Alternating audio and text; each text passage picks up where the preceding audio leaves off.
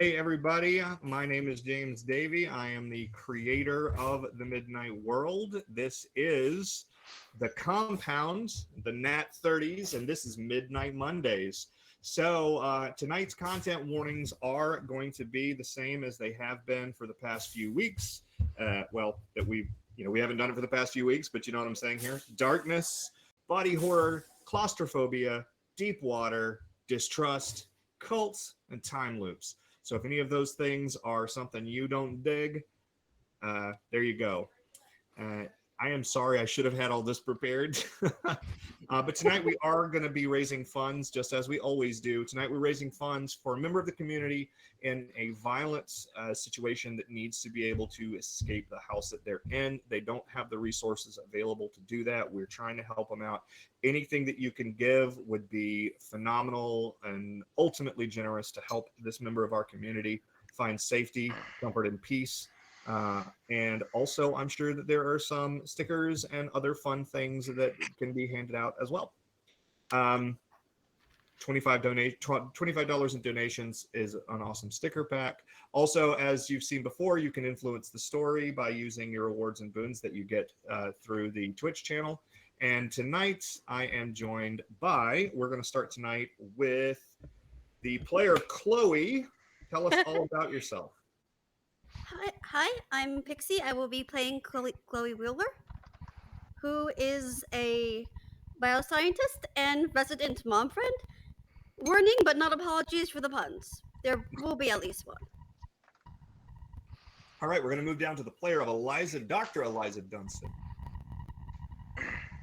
Hey everybody, it's me, Cheese Cat, and of course, since I thought something was going on with my mic, my camera decided to cut out. So, you get one or welcome the other. back. The face that you're frozen on right now, it looks like you're annoyed with your camera. I was actually annoyed with the sound that was coming through my earphones. And yeah, that's pretty much while Kat is fixing the camera, we're going to move over to the player of Dr. Lewis Walton. Hello, I am Gavin, one of the other creators or developers of Midnight World, and the normal host of this. James is thankfully, giving me a break. But I am playing Lewis Walton. He is a kind of an ornery old doctor of security who's supposed to keep these yuckleheads in line while they are 50,000 leagues under the sea. It ain't working. It's going super great. Yeah, he was not around. He was in some sort of like time loop limbo for the last session, so he's gonna just appear again, I guess, without Yeah, that's gonna be fun for him. We're gonna move on. Surgeries. We're gonna move on to the player of Dr. Jerrick Sigmundsen, or is it Jerrick? Jerrick. Jerrick. So I'm Edgar. I play Dr. Jerrick Sigmundsen, our submersible pilot and kind of mechanical engineer, general repairs and fix-it guy. And I am coming in on the heels of a moment of clarity last session that I look forward to seeing the consequences of. I'm really looking forward to game tonight. All right. And finally, we're going to move on to the player of Dr. Caterina Sharpe. Hello, I'm Raven. I'll be playing Caterina Sharpe today. Caterina is a scientist. She's definitely the more cunning type, very much about her work, and all of this that's going on around is interrupting said work. So more than a little annoyed and skeptical and just trying to figure out what's going on so she can get back to some semblance of work. Oh, there's work to do. Oh, absolutely. There's definitely work to do. All right, so I'm going to begin with a very brief sort of, not really a sort of brief narrative based on the last few moments of the last session. For the two of you that are in the moon pool, the last thing that you remember is the sound of titanium breaking. And it sounds almost like breaking glass, but if that noise were pitch corrected down about 12 octaves, you remember hearing that, and then you remember feeling just immense pressure on every section of your body, and then there was blackness. For the people in the bridge, you remember Dr. Sigmundsen saying, accelerate, please. And then there is sort of a moment of settling in with the weight of that realization. And again, there's blackness. And then all of you step out onto the walkway between the moon pools. But this particular loop is unlike any of the loops that you have seen before. The moon pool is absolutely wrecked. There are no lights. The only light is being provided by what appears to be some kind of phosphorescent gel or algae, or even perhaps a large colony of some kind of organisms that are feeding on various cracks in the titanium. You're not underwater. You're not really sure why, but you're just in this sort of ruined, broken shell that used to be the moon pool, and there is a vague, sort of very, very low-level green light provided by these things. And there's no sound, though in your memory, you remember a song. Is there any indication of like other things we've left in the moon pool? Any of the equipment that's still there? Any of like, is it all destroyed and gone, or? So it's not all destroyed and gone. Anything that was made out of sort of an extremely durable material like tungsten or carbon or titanium is still here. So the wasp suit is over there hanging, though it is sort of broken, sort of hanging on by almost nothing anywhere where there were rubber gaskets, because the rubber has long since been eaten away. Any tools that you left laying there were probably made of carbon, so they're still there, but they are pretty deteriorated.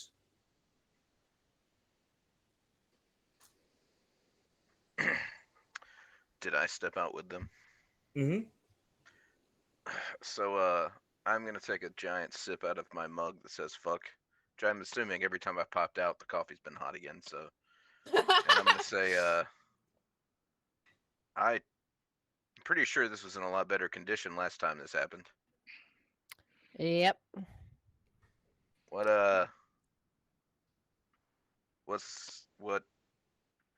um Time. What yeah, happened? We seem Yeah. to be looping further and further forward in time, but returning to the same space as our starting point altogether. Well, roughly the same space, because we Rough- have been yes. able to calculate that each time we come back, we've moved further, even though none of the indicators during the second iteration or our first actual loop. Remember how the sensors were telling us we were at the exact same spot that we thought we were going to be at, but in all reality, we were deeper. huh. So imagine an anchor that has a time loop every, say, 15,000 feet. I stare at you blankly and go, "Oh, that old chestnut, eh?" And I just Yeah. sort of sip my coffee and look around. So what do we do about it? This kind of, as this conversation's been happening, Jerrick's walking down the ramp and looking better, not the jittery, shaky, panicked Jerrick that's been the last couple loops.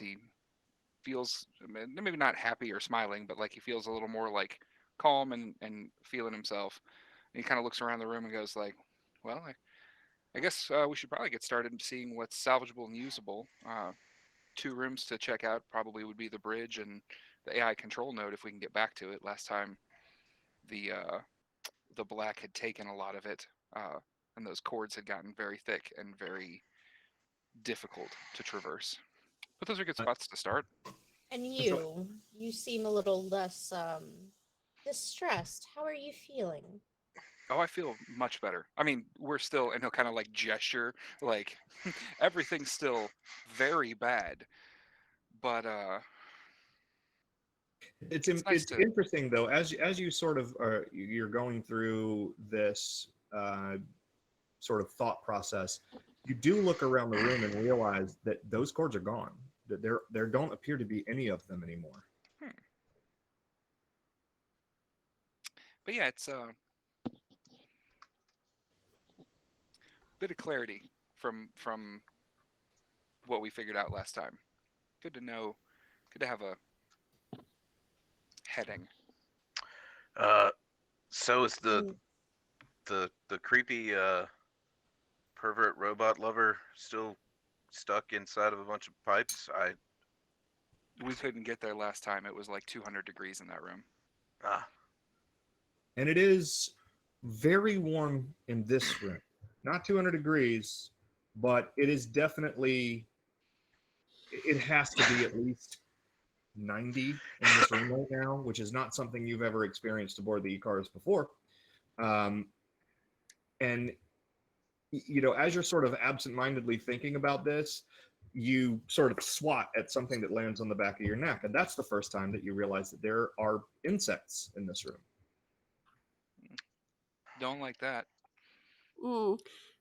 And sauna or later, the heat is gonna get even worse. mm. I see. Well, so we're just going to continue on without no, you know what? Fine. Without Okay. acknowledging that joke, yes, we are. Mhm. Yep. Well, So we're not underwater anymore. You don't really know. You do see that there are places in the wall that are cracked, and that's where these sort of colonies of whatever it is that has the bioluminescence are. They're undulating in a way that indicates they might have water behind them, but it seems very unlikely that whatever that is keeping, you know, the entire Atlantic Ocean, or I'm sorry, the entire Indian Ocean from pouring into these cracks at 14,000 meters deep. You're not really sure where the hell you're at. Something is definitely off. And the moon, but you said the moon pools were empty, right? They are also covered in whatever this bioluminescence is. So Well, the bridge is close, and it's probably where we'd want to, I would say, get back to have an understanding of what we can see, and it'll probably be where we have the most visibility. Also, based on the way the black was progressing, that might be the only spot that Evelyn's still available. Sure. Let's just go ahead and do that rather than wait around for a potential repeat performance of whatever has a habit of coming out of the moon pools, shall we? definitely. stuff comes out of the moon pool? Oh yes, it's been lovely, lovely time that. Huh. Yeah. I'm just gonna start walking to the bridge. Okay. As we're walking, Jerrick will kind of coming down. Like, speaking of Evelyn, can you hear us? I think your All right. girlfriend's dead. She's not my girlfriend. She's just part of the crew, and Um, has been a big help. So I would like everybody who's trying to navigate to the bridge to make a roll using, we're going to call this coordination and navigation, because you trained on something that isn't this. The hallways are different. And that is very clearly because they have been twisted and destroyed over time. What's the and you're- second? What's the skill? Sorry, coordination Uh, and what? Upgraded by navigation? So it is navigation is the skill. No, the skill is Navigation's the aptitude. endurance, toughness, mental reaction, composure, empathy. Oh, I'm sorry. Yes, you're right. God, I went back to the old system. See this You happened. did get a flashback. Things happen. Well, this would in fact be coordination and wit with an upgrade of navigation. All right. Those and these. Good old distress dice. Oh, that's should right. get rid of those. I think I have this. Okay. Let's see. Mm. Wait, I don't have them. 3, Wait, 4. I got 3. Four distress dice. Oh, Nice. I'm at like 8 minutes, I think. So that's 4 distress dice. Nice. That's fun for me. Yeah, she's Less not so doing for so you. well. Like all her friends are dead and stuff. It's not a good time for her. I'm gonna spend a second to Yeah. re-roll that one. When I re-rolled, I only re-roll the one, or do I re-roll all my failures? You re-roll all of your failures. But it's not 1 second to do that. How much is it? So Per dice. it's 1 second per die, and you can do it Oh, to okay. 6. I had we a go. complicated success. success, and then I re-rolled one of the d8s, and it came up to balance out that distress die that came up 1. So Okay. we have Right on. net 1. Net 2. Okay. So And I'm assuming that photographic memory would actually be a hindrance in this. so it's not going to hinder you, but it's actually going to help you in a way, because Ow. what photographic memory is going to allow you to do is you're able to navigate through, but whereas everybody else is like, I'm pretty sure, I think you're supposed to go right here, but we can't go right, but I bet if we do this, and this, etc. Your photographic memory shows you remember precisely the condition that things were in. You remember precisely how these halls were arranged. And it is very clear to you that the deterioration of this facility, being that it is made of sort of, future space age metamaterial, the fact that it is degenerated this far, you specifically remember when you were getting the tech readings during the classes, that they jokingly said, the world will end before this material will break down. Cool. I'm going to make that same joke with my no successes. Or Well, my no successes is just a complicated success. my So we will say complications. we will say that in fact the complication is that your brain can't. Your brain expects things to be in a certain place and they're not. So you're able to navigate your way around, but without these other two helping you, you're pretty sure you would have gotten lost for an extended period of time. But you guys are able to find the bridge. And the bridge door is stuck about the bridge door is one of the ones that lowers from the top, and it is stuck probably about 9 inches off the floor. Ooh. Gonna be a bit of a shimmy.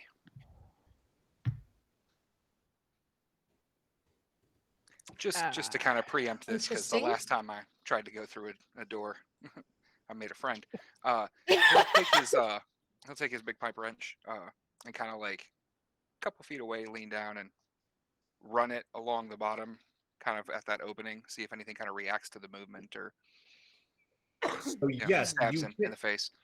You Again. hit something, but it feels inanimate. Whatever you hit, it's very light, and it sort of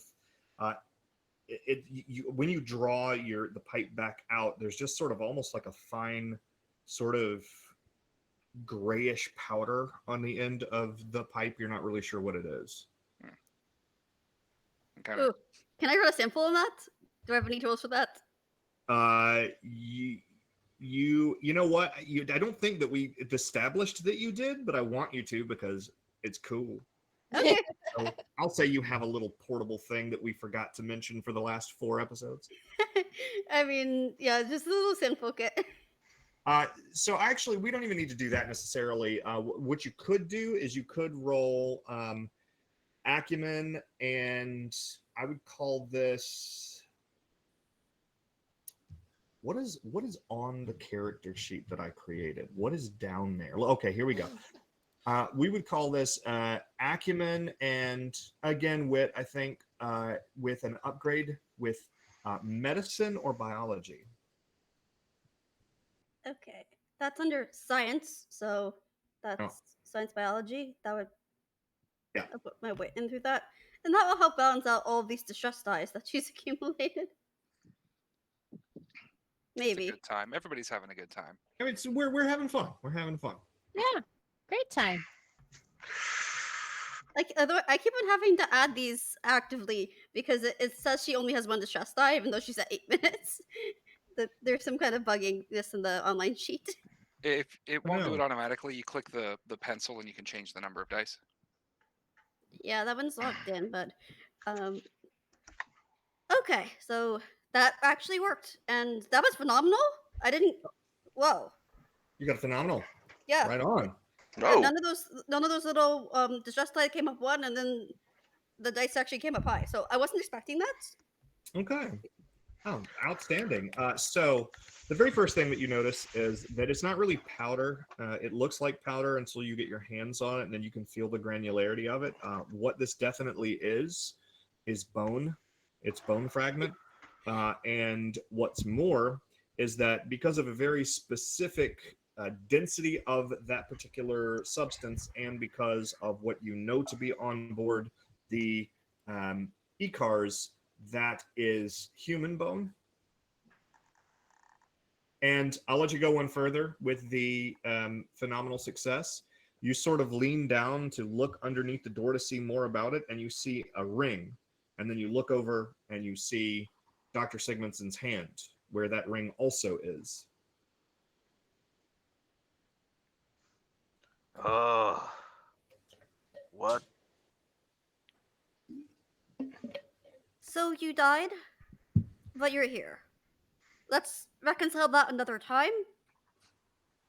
But I would Yeah. kind of like to discuss it a little more right now. Yeah, I'm with Dr. Walton. Uh, I almost just did a spit take, you guys. Yeah. I mean, I'm hardly.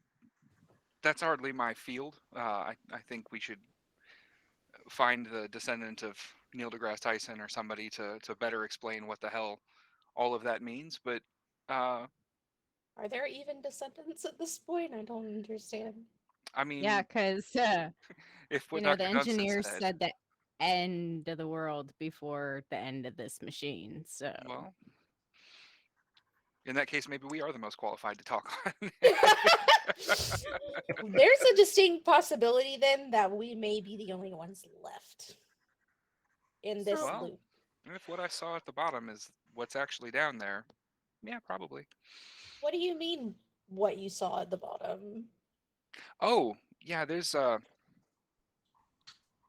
what's probably causing this.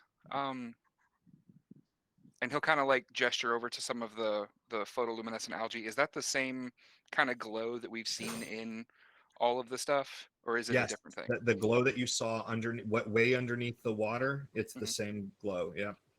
So, do you remember? Were you with us when we did the sample in the biolab, and we discovered that like this is a regular fish, but it's been kind of enveloped by a thing? Yes, I was there for that. Okay, well, good. Well, I wasn't, and I would like to hear more about that. so there is some kind of organism, something at the bottom of this ravine, this trench, that is, I don't know if it's like a coral colony. Dr. Wheeler would probably speak better on it once we know a little more. But it is infecting the local wildlife and kind of enveloping it and it is subsuming presumably and assimilating. exactly. Think the Borg, but more underwater. You Very know, bio- from that very early 20th biological. century. I believe our conclusion was that there was no instance on our planet that could have possibly have produced this particular type of organism in any evolutionary chain. Was Oh, what it's our definitely not from around here. Huh. Well, I mean, how far in the future are we? Apparently. It's a Over good question. 300 years. You were over 300 years when you checked in the last iteration. now we have no idea. It will still Oh. be over 300 years by what measure we don't know. Yeah, for how long for bone to degrade like this? Just kind of left alone, Dr. Wheeler. She would know that. I do not.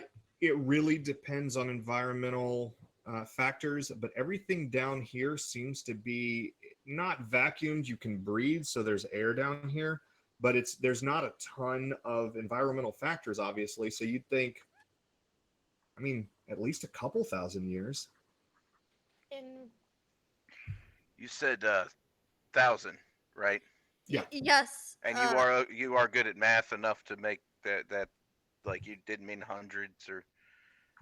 It's probably not a No, rounding error. actually, Lou, for once, I gotta give it to her on the math. When I did my math on the last ones, it was all based on erosion of metals. So what you're saying is that this is the last coffee on the planet. Mm-hmm. Yeah, enjoy it slowly. You don't I want to mean- know what came out of the food processor last time. It was not a good experience. Ugh, No, it wasn't food at that point. It was biohazardous waste more. sludge. Yep. Mhm. It was edible in the way that you could put it in your mouth. Everything is. I mean, if that's the definition of edible, sure, but like, In that case, How are we- dates are edible. You shouldn't do it though. well, then by that definition, the samples that we have in the biolab are edible, but we definitely should not ingest those. Sometimes you don't lick the science. Don't lick the science. Definitely down here. If you're a The- geologist and it's a rock you're pretty sure is halite, then you may want to lick the science, but for the most part, it's not wise to lick the science. The good news is that there is a chance that we can do something about it while we're down here, and because of however this temporal thing is happening, it will not have happened. Maybe it won't ever happen. Maybe it has already happened and we're like a weird hallucination of some things down there, but I'm going to lean more towards those first couple. I like those a lot better. This We need- just We need to reminds stop the me- descent somehow, since as we're Oh. descending, it's making it so we're thousands of years past from where we started. Mm-hmm. Not but only is everyone we know dead, I don't think what would be left on Earth would be even recognizable to us because of. Oh no, what's probably left is probably mostly this, and he'll gesture to the algae again. So it needs to be undone. Mhm. No matter the But- cost, it has to be undone. Exactly. That's why I sped us up. Wait, you? What? I was wondering when we were going to get to that. You. Yeah, the last loop. It was clear kind of what was happening and how the loop was going, and certainly that the ship kept getting worse over and over again. Every time we looped, it got worse and worse and worse. So when we realized that the ship had been moving the whole time, I went and got us to speed up. I see. That seems like the worst possible thing you could do with the limited amount of time we do have. What Well, I on mean, we earth were can't- you thinking? We can't do anything about what's at the bottom if the E-Cars falls apart before we get there. But you're pushing it further and further to destruction. Do not do that again. Oh well. Well, we don't know that we can. actually. Yeah, but also, I mean, the black things are gone and don't seem to be strangling the life out of the structure. We honestly were afraid that the next time that we looped, we would no longer have the cars. So, like, I'm actually okay with this development at the moment.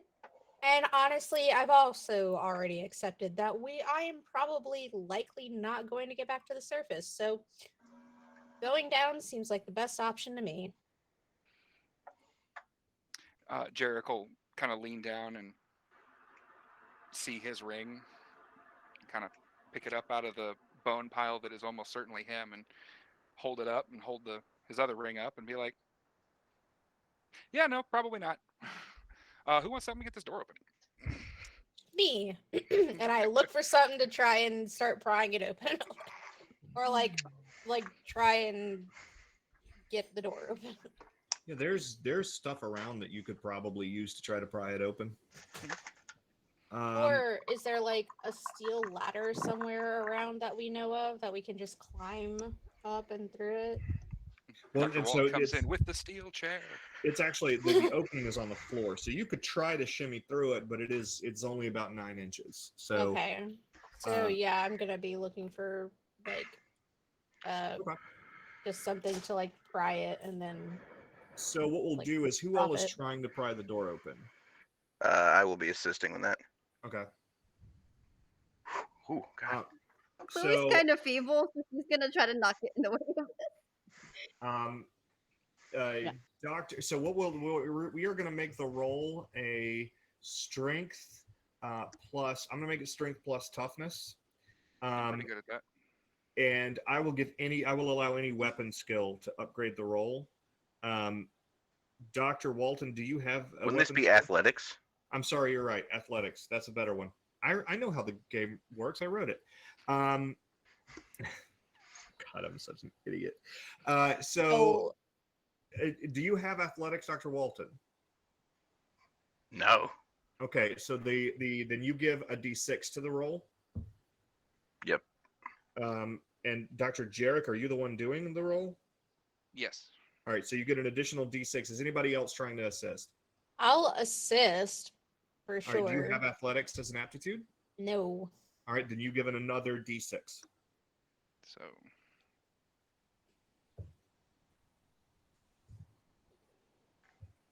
I'll just wonder out loud while they're lifting.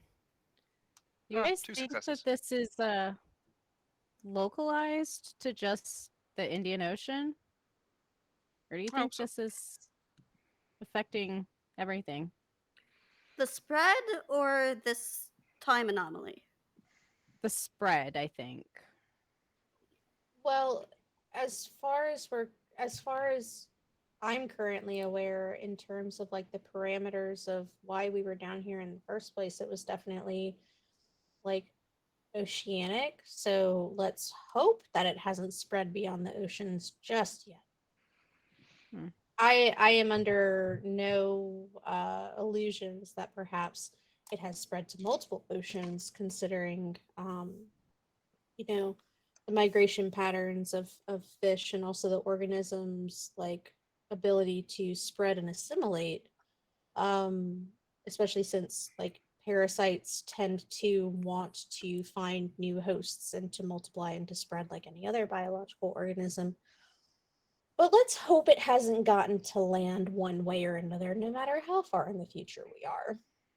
After millennia, and especially if this invasive species has absolutely nothing to put a check on it, wherever it spreads, it could have swallowed up the earth. We just have no way of knowing while we're in this stretch.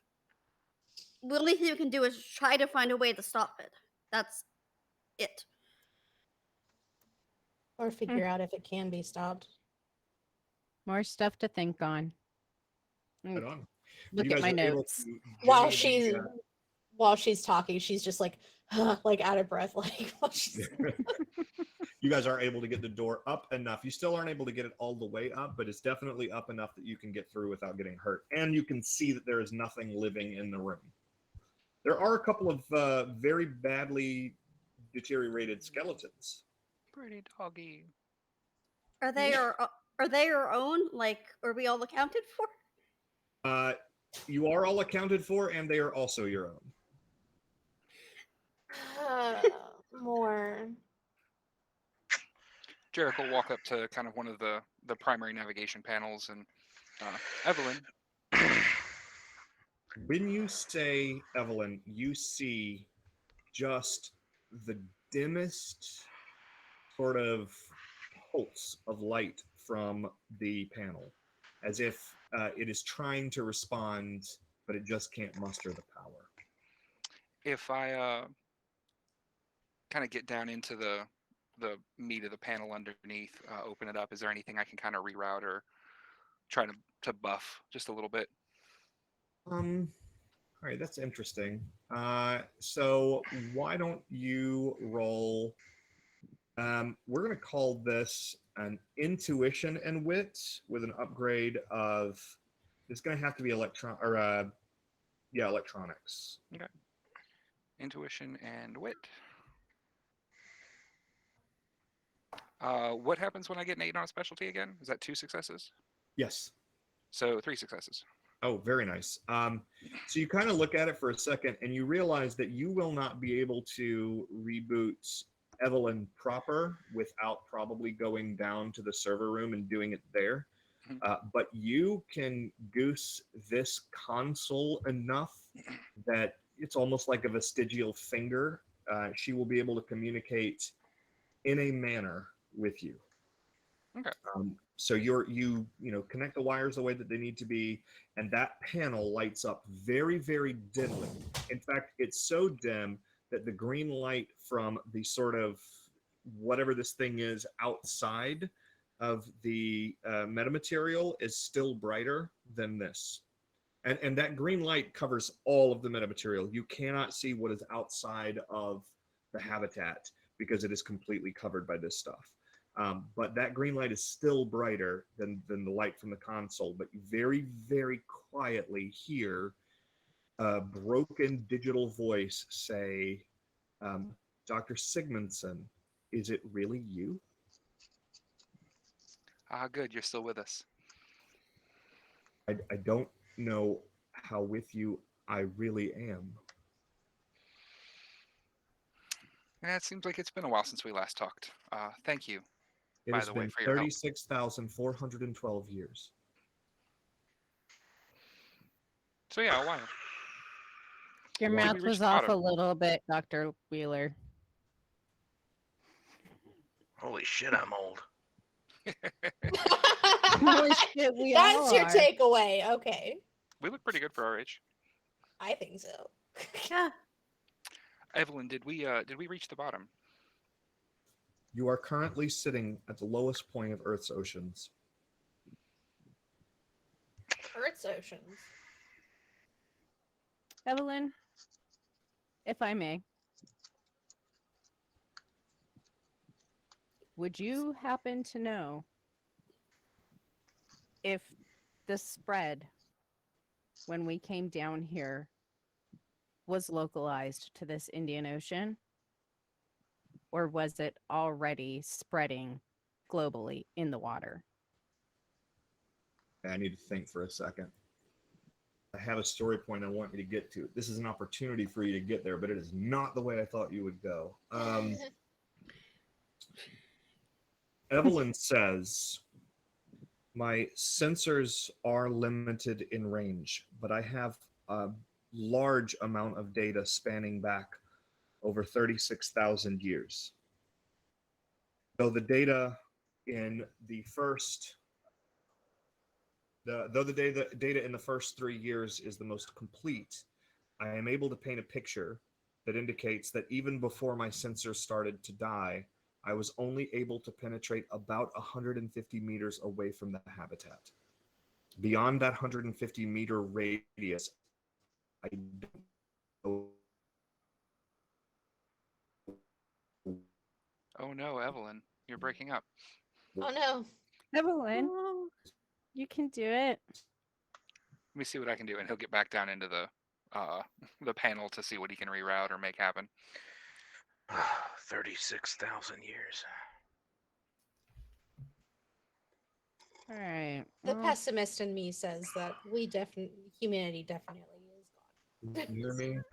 Oh, yeah. huh. I don't know. There's still a planet physically here, so we're doing better than I thought we were going to do. I can hear you guys. You're You're still stuttering. Trying to come back. Nope. This is very thematic technical difficulties. Kind of Yeah, works. honestly, it does kind of work. Technical difficulties. Ba-ba-ba-da-da-da-da-da. All right. Thanks for sticking with us through this show. Do-do-do-do-do. Da-da-da. I was going to continue talking about the stuff, and I was like, oh no, we should make sure James is here for the Let's bad ideas I was about to just put into let's all words. go to the lobby. Oh my god, I used to love that at the drive-ins and watching the little hot dog dance. Yes, oh my gosh, that was too funny. Oh man, I could so go for a giant thing of movie popcorn. That'd be dope. Sorry about it that, work? guys. Hey, Does welcome it- back, No Evelyn. problem. Okay, so I'm sorry about that. I got it.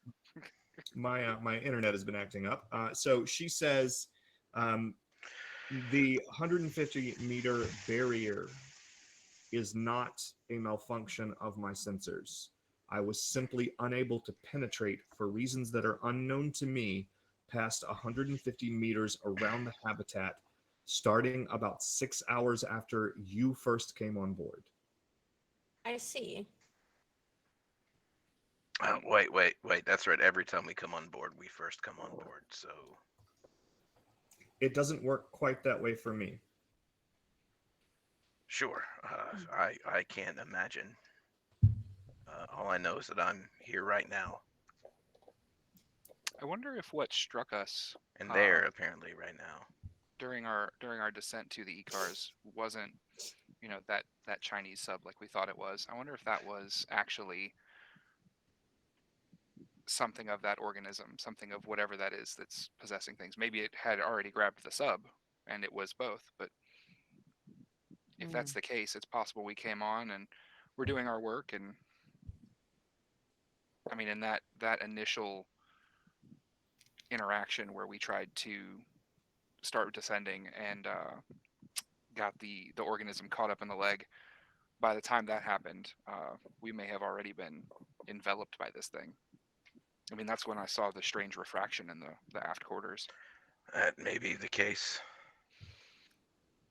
To be clear, Evelyn, and I do appreciate you putting in this effort.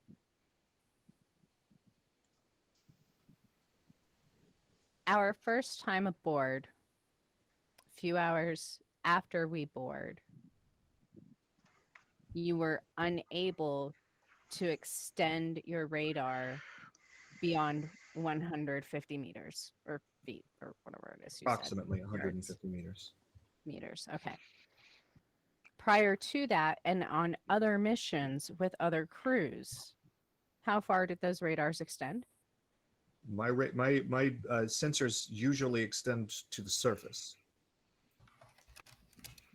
Okay, thank you. Well, so my idea here, I believe that organism at the bottom, I think we've reached the bottom, as Evelyn said, has fully enveloped the ship, has probably spread to the majority of the planet, and hopefully its nexus is still here, whatever it is, however it works. I want to get a little more information, maybe from the AI core, maybe from further back in the E-cars that we never got to go to physically because the black had taken so much of it by the time we discovered it. Yeah, then I want to blow up the ship. And where would you suggest we start our search? I personally would love to go to the biolab to see the plethora of data on the organisms that we had captured that should surely be there by this point. If all of that equipment was left to run until its death.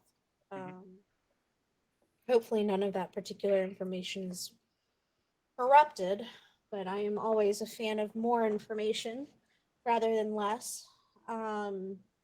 Otherwise, where would you like us to start? And I would say, I think the AI core was on the way to the biolab, so we can check there first, see if we can salvage anything of Evelyn. Maybe Wait, get more didn't you information say that there. place was like 200 degrees? It was last time, but we also don't see any of the cords and cables and everything that was running all through the black having taken over. So it may not be. And if it is, we'll figure out a way around it, hopefully.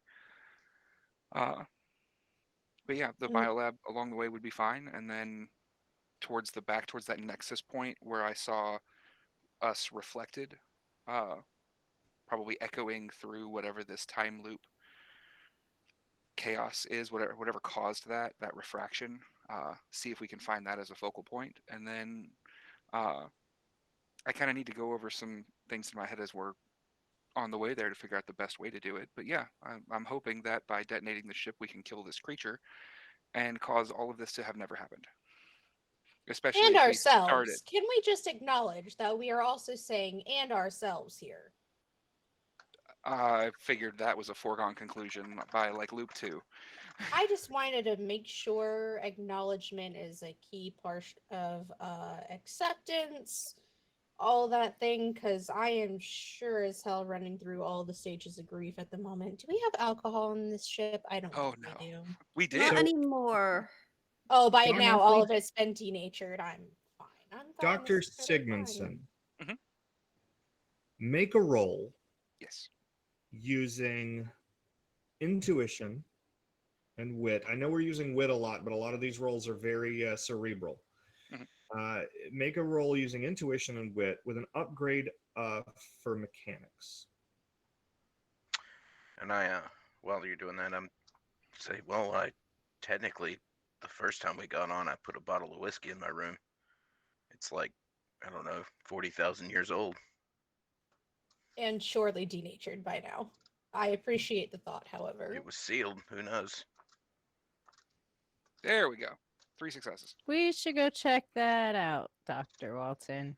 I spent 2 I could seconds use a to get drink. there. Sort of Run out of coffee. crazy thought occurs to you, Dr. Sigmundsen, and the thought is so bonkers at first, it feels like it couldn't possibly have come from your own mind. But then you remember that just happens to you sometimes, and you let that go. There's air inside the bridge, and the bridge still pretty clearly seals. I mean, you know the door was stuck, but once you got it unstuck, it slid back up. If it still has an airtight seal on it, there's a potential that you could decouple it from this station, and if it's not being held down by the weight of the station, you would 100% get the bends, but there might be enough air in here to make this section buoyant enough that it could potentially reach the surface. If the structural integrity hasn't been so badly damaged that it will just collapse. You don't know.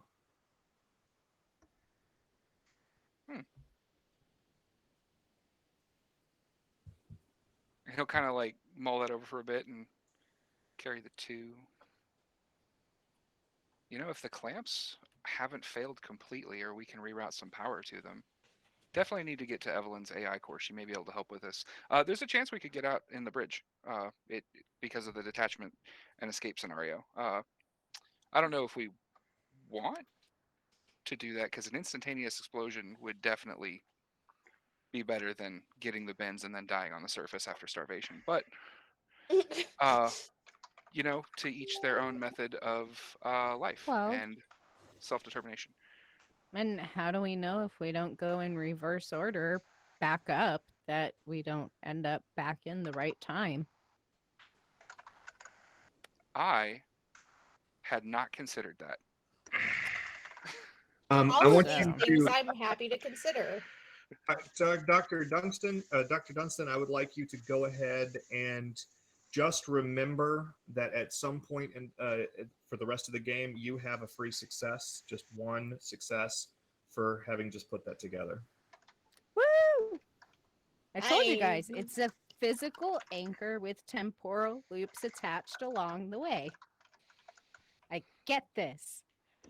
I don't like it, but I get it. Look, all I am willing to entertain any and all possibilities, and let's get it done. All right, so you guys head down to the AI core, is that correct? Real quick, Yeah. Chloe, Dr. Walton, did you guys have any thoughts, anything you wanted to add or do while we're up here on the bridge? Well, the whiskey's not here. Your room is right off the the moon pool, so we should be able to grab it. Yeah.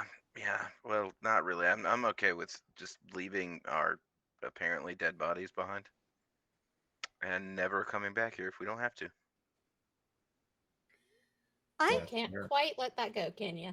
trying to turn the ship into a bomb. I don't know if it will have enough power to destroy whatever's causing this. Um, it absolutely will. If the cores are not deteriorated too badly, uh, Evelyn has nuclear reactors. She is driven by nuclear reactors. Oh, this'll do it. Yeah, that'll do it. I have a question, Dr. Dundston. If we do that and we get to go all the way back up through all of the times that happened, does that mean you're gonna punch me again? Yeah. For And sure. he'll I just kind of like like to. he'll kind of like weigh like chance at survival, getting laid out again. Okay, yeah, AI core. All right, so you guys head down to the AI core, and again, you do have to sort of navigate your way through corridors that were once very familiar to you and now are not at all. Again, you find areas of the vessel where there has been significant breakdown in sort of just the material, and still you find that shimmering green film, whatever it is, and it's enough light to sort of light your way as you go. When you get to the AI core, it's still as warm as it is everywhere else in this vessel, in the sort of 95-degree range, but it is not like it was before. And as you sort of like peer around the edge of the door, you see that there is still a humanoid suspended in this room. But now they are suspended by something that looks more like vines than veins. And the humanoid is now made of that same material that those things that you saw earlier were made of, the sort of translucent jellyfish material of the creatures that were stabbing you. And it is active, this humanoid. Its head is moving around and it is looking at various things in the room, but it's not just like, it is spread out as if it is being, with the vines holding its arms and legs, but it doesn't seem like it's in distress. It's looking at very specific places as if it is doing something. Can I've checked one thing on the way through the moon pool. Sure. I want to see if the nano tool. Hydrophobic gel. Oh, No, the nano tool on the wasp, if that is still functional and mobile. Can I I want you take to it? roll a single d4 for me. Ooh, And tell me what I it love comes rolling up as. D4s.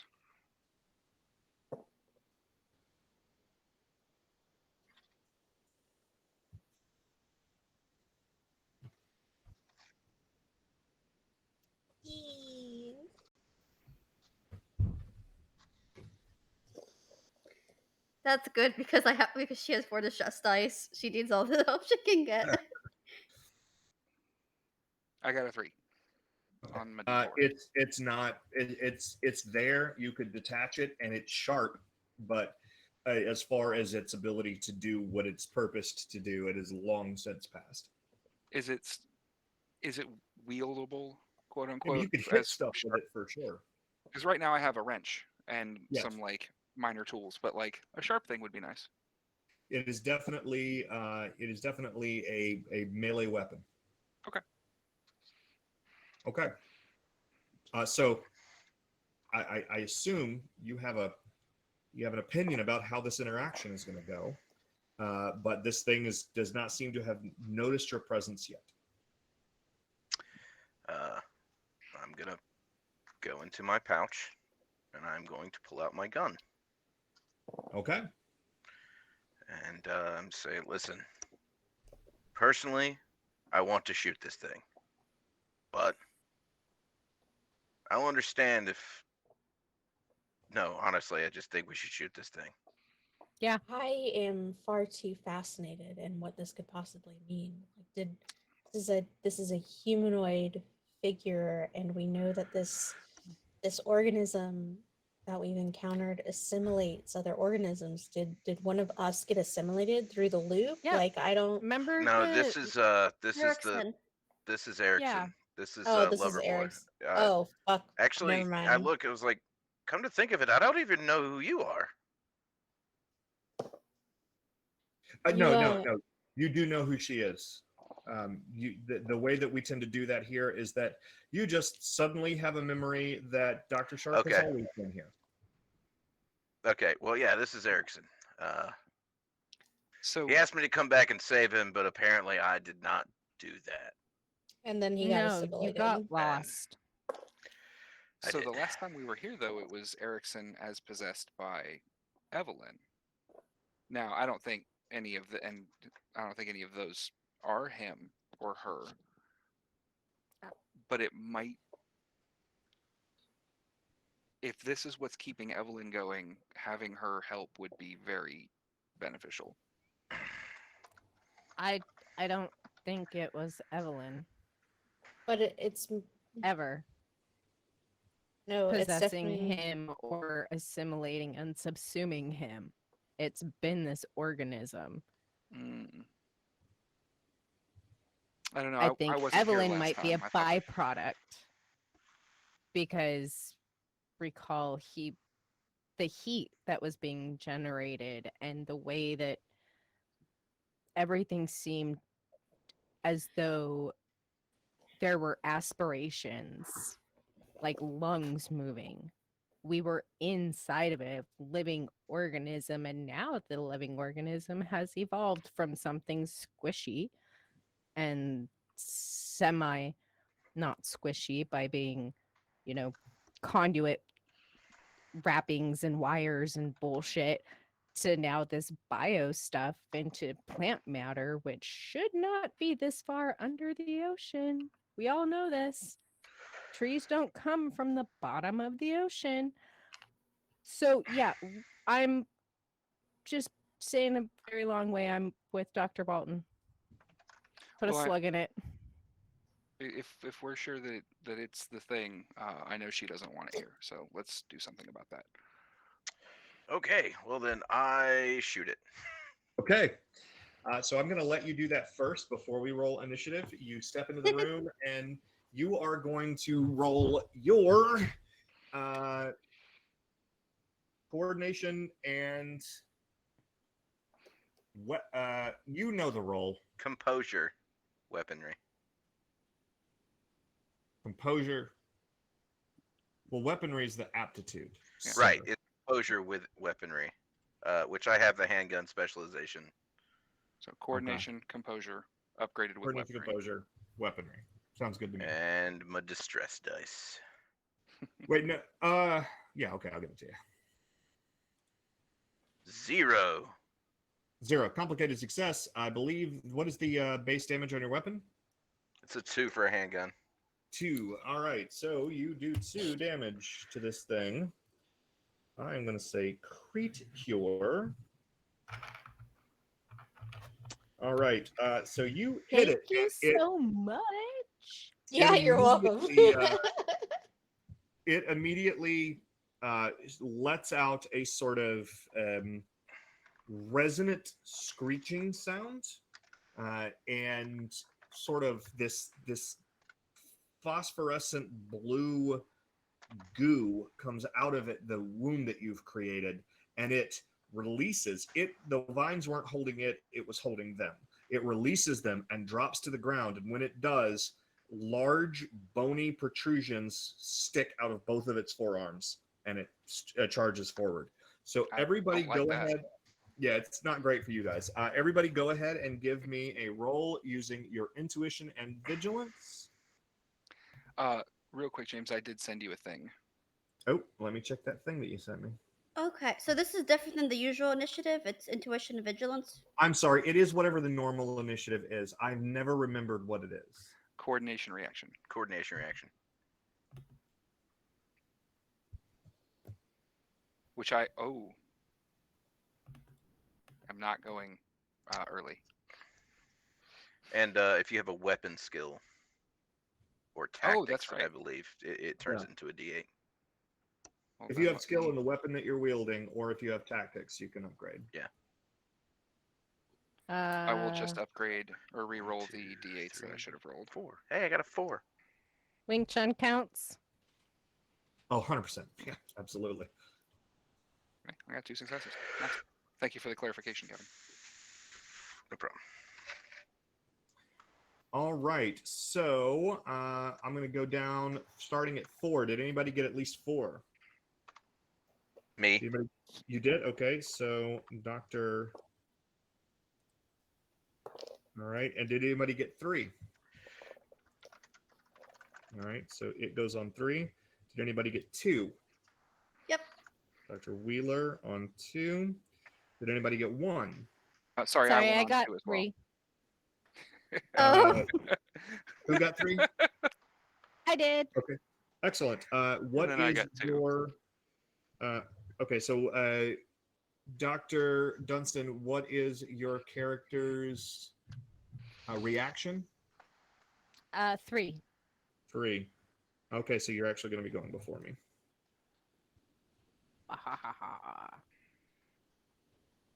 Kick, punch, Alright. punch, kick. And then Dr. Sigmundsen, what is your reaction? Reaction is 2, I believe. And Dr. Wheeler, what is your reaction? 1. All right. Wait, no, apparently it's 2, but I like upgraded it when I leveled up and I never fixed it in my charts. No. Okay, And then so Dr. Sharpe, did you get 1? Yes, 1. All right. All right, so you begin this thing. It's also very important to note that in the silence, the sound of that gun going off in this very tight corridor is extremely jarring. All of you are deafened for the remainder of this combat. So, Dr. Walton, you shot it. It's ready to fight. What are you doing now?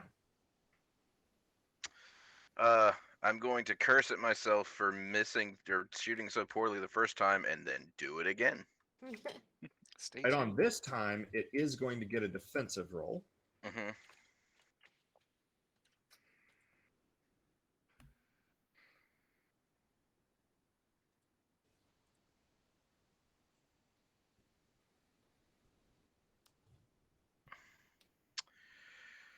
Three. All right, you peg it again. Fantastic. Okay, now it is Dr. Dunstan's turn. Punch, punch, kick, kick, punch, kick, punch, punch, Fight. kick, punch. Do your fight thing. All right. And that's going to be strength or coordination? That is going to be because what you're doing, that's coordination.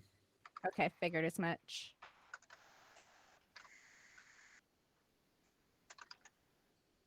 And toughness, correct? Correct. With an upgrade for your martial arts, and I believe you also have a specialization. Yep, buddy.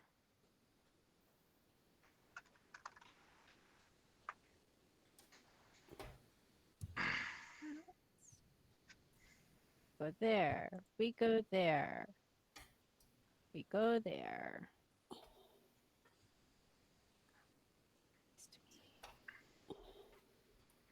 One success is okay. One success is fine.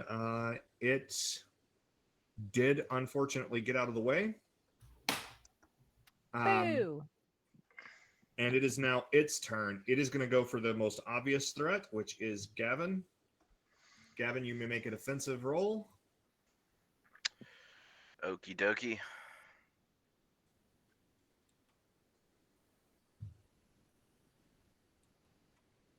I don't.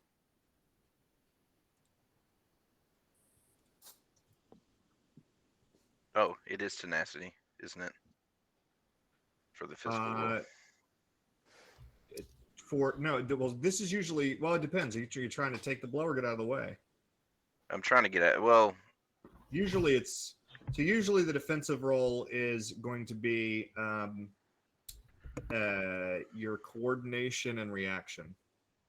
Right, but the aptitude for this, I think we settled on tenacity and centering as the two defensives. And, yes, for yeah, defensive. tenacity is the one now. Yeah. Yeah.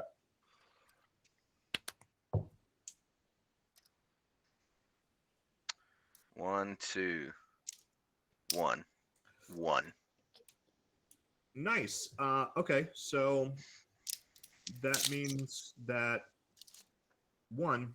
So you take 4 damage Ow. as this thing reaches forward and jams one of these spikes, these very, very slender, so no bigger around than an ink pen, and it goes all the way through you. Mm. And you guys sort of see, like, as this thing penetrates through him, the back edges of it curl around, and something comes out of it. Ew. Like a weird anteater Screaming. tongue comes out of it, or like Well, something some sort of venom is ejected, but because it went all the way through him, it's ejected onto the floor and not into him. okay, That's good. good news. He hit you too good. So, Dr. Sigmundsen. So that arm that's like through him, Yeah. I'm gonna wield the nano blade and try to cut it off. Okay. So strength and just toughness remove one upgraded die? with weaponry.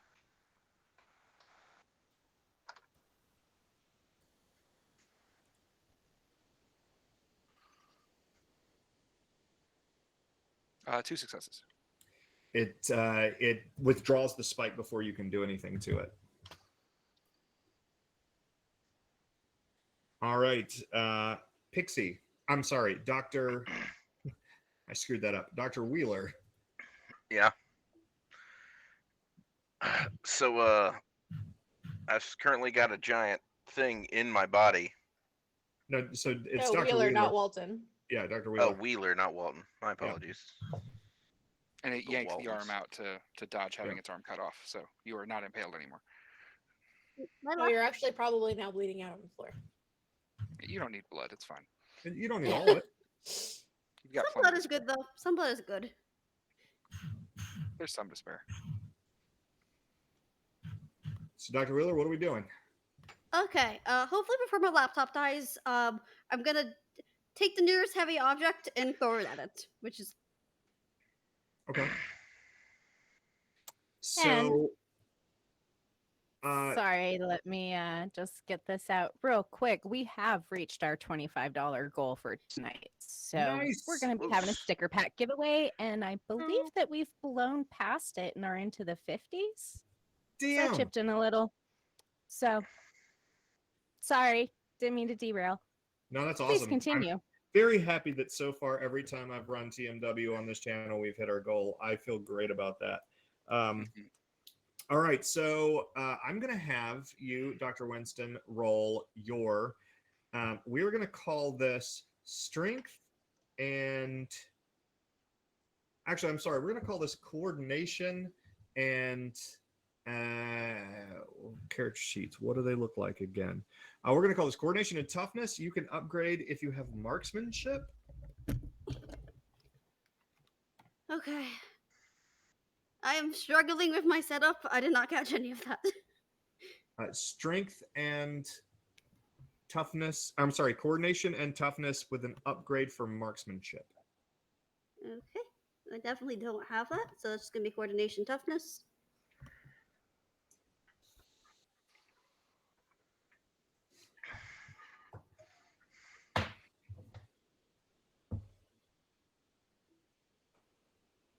We're at $70. Hell yeah. Hey. Fuck Yeah. yeah. Thank you, community. Community is best. Yeah, that's amazing, you guys. Thank All you I so gotta much. say. Thank you so much, everyone.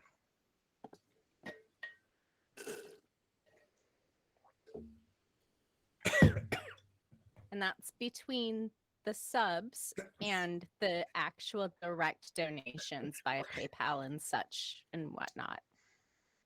So thank you, everybody.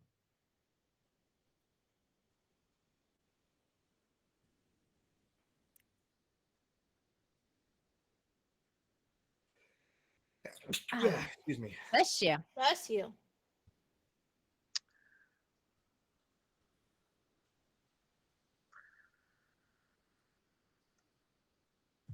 So- do we have an answer on that roll yet, Dr. Winston? Whaler. I believe they were having some computer switch issues. Oh no. Yeah. Take a I quick. think- Should we just go ahead and take our? What time is it? Let's Well, I'd take like a to Ten. get the, I'd like to get the combat over first because combat is my least favorite part of any game. Okay. So why don't we'll bop on past and we'll say we're going to hold that action, and as soon as Dr.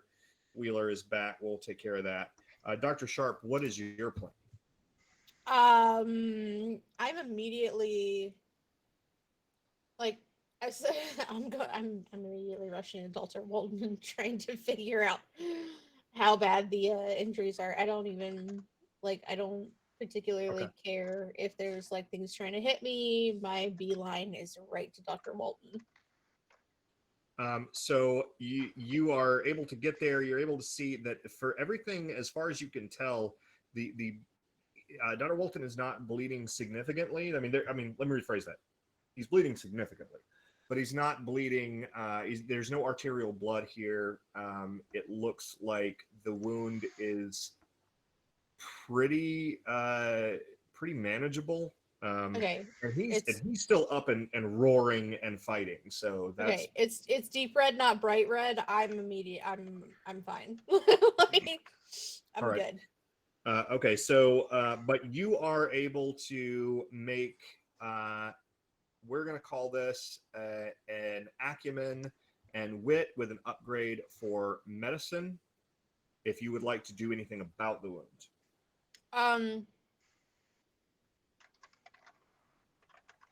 Could I use my knowledge of no, probably not anatomy here. What about could I use my knowledge of biomedicine to be like, okay, I can Yeah, patch this up? biomedicine is absolutely appropriate here. And you said okay. These are I'm back. these are 8, and I have a automatic 8 still stored up. Right on. So that's 1, 2, 3, 4. Oh wait, I forgot my distress die. Hold up. Oh. Okay. Yeah. 4 successes. Okay. You are able to just sort of make sure that this is not going to bleed any further. And you're also able to confirm without any doubt in your mind that though this thing did eject some sort of a venom, it is not in Dr. Walton. He is completely free and clear of that particular threat at this time. Excellent. Given our circumstances, I don't bother to inform him. I just immediately give him room as soon as I'm done. All right, so Dr. Walton, how are you dealing with the situation now? Oh, I'm sorry. Dr. Wheeler's back. Yep. So I rolled for it once I got my laptop reconnected. I got a net 0, so complicated success to beat it. So you do actually beat it because it also rolled 0 on its dodge. I'm gonna give it 1 damage, and sort of the toaster bounces off its head. All right, Dr. Walton, how are you dealing with the situation?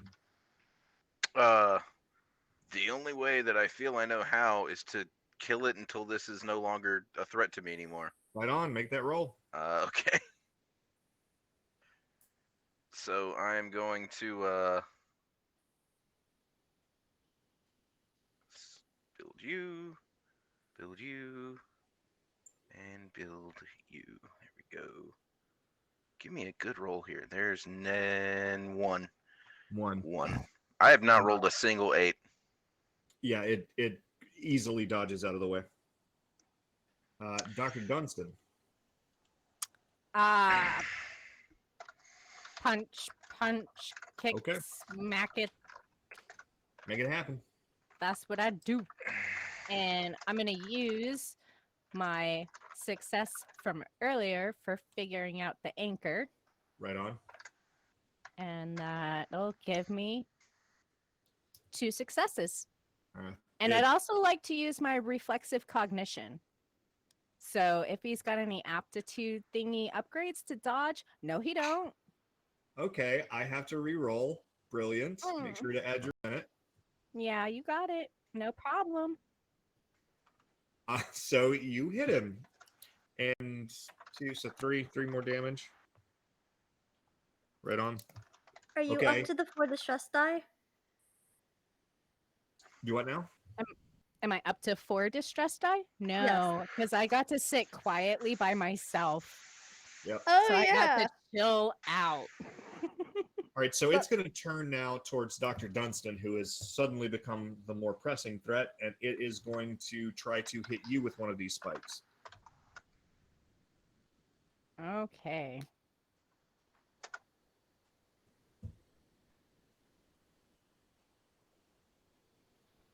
So that will be a coordination and reaction with an upgrade for your. You get an upgrade because you're martial arts. Where's my reaction button? Where'd you go? Do do do do. I know how to read. Do do do do. Boom.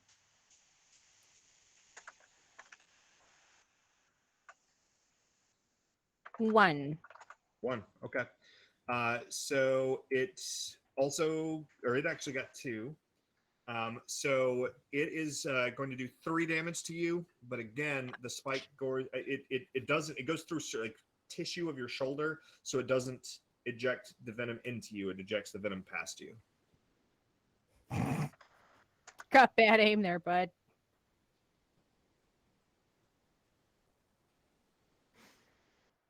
All right. James, I'm sorry, I was muted a second ago. Do you mean for your roles to be private? Because we can see them right now.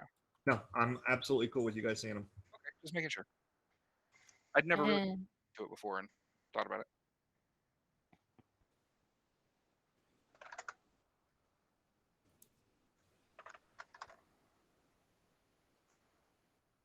All right, so Dr. Sigmundsen, what's up? Quick look up and down the creature. I know it's glowing faintly because of the bioluminescence. Does there appear to be anything mechanical or electronic in it? Or is it just like electrical lines and a humanoid face? It doesn't seem to have anything mechanical or electronic about it. Okay. It seems to be some variation of biology that you're just not that familiar with. It is definitely a biological organism, though. Okay. And he's also going to kind of look around the rest of them because that gunshot, those several gunshots have deafened everybody. Like, we can't hear if anything's coming down the hallway or things like that. He's going to take would be that correct. moment to look around. Even if it means I can't attack it this turn, like I want to make sure we don't get like tanked from the back from like 15 dudes. I'm not going to say that it means that you can't attack this turn. I will ask you to. I will say that you're not able to upgrade any dice this turn. Okay. Because you're splitting. But you do look back and you see that there are probably 24 of the small creatures. They're not participating. They're just sort of hanging back. You can't really tell what they're doing, but they don't seem to be doing anything at all. Okay. Then I'm going to stab him in the chest. Okay. I will roll dodge dice because I, as a sentient being, don't want you to do that. Wait, I can't upgrade those. Gotta fix that. what? There we go. Go away. 2 successes. 2. All right, so you got me by 1. And 2, so that's 3. Cool. So you sort of drive this thing through it and take a huge gash out of it, and this sort of bioluminescent goo splatters all over you.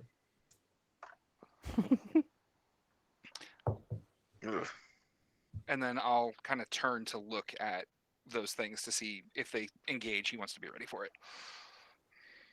No, the only thing that happens is that in the brief moment before it is no longer your turn, you hear a painful scream inside your head. Don't like that. All right, so Dr. Wheeler.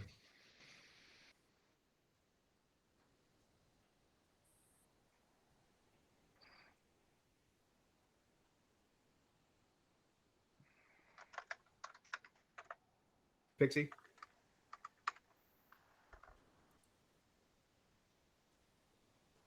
Dr. may Wheeler, not can be you hear able. us? Pixie, Yeah. can you hear? She's being deafened at the moment. Huh. Okay. Well, And that's by her computer, not by her actual ears. I don't want anyone to misunderstand that. Sorry. Weird. okay.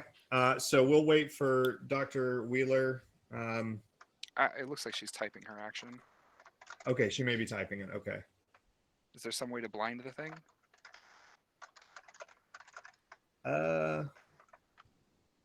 If so, strategic throwing. Yes. For whatever reason, I'm not. Did Dr. Wheeler send a message somewhere that I don't see? It's in the everything chat. God bless America. They got to do something about this. Okay, I see. So yes, you are.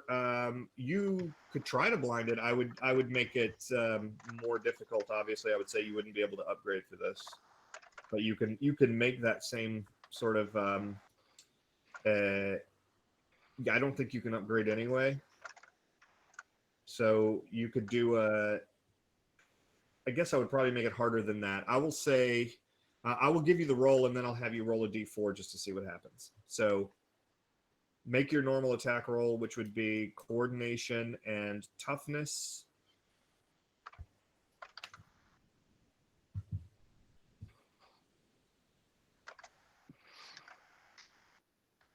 And you actually get him. Or no, that's me. That's me. I rolled that. Yeah. James, Yeah. stop doing that. That is Well, too many I'm sixes, James. old. Oh, you mean these rolls? These rolls are disgusting. I'm very Yeah. unhappy about them. For Too- you. too I'm many happy about them sixes. for me. That's what I say. Don't lie. He's out here lying to people. Yeah. Yeah, you're not able to hit him again. It's just moving too fast. And then Dr. Sharpe.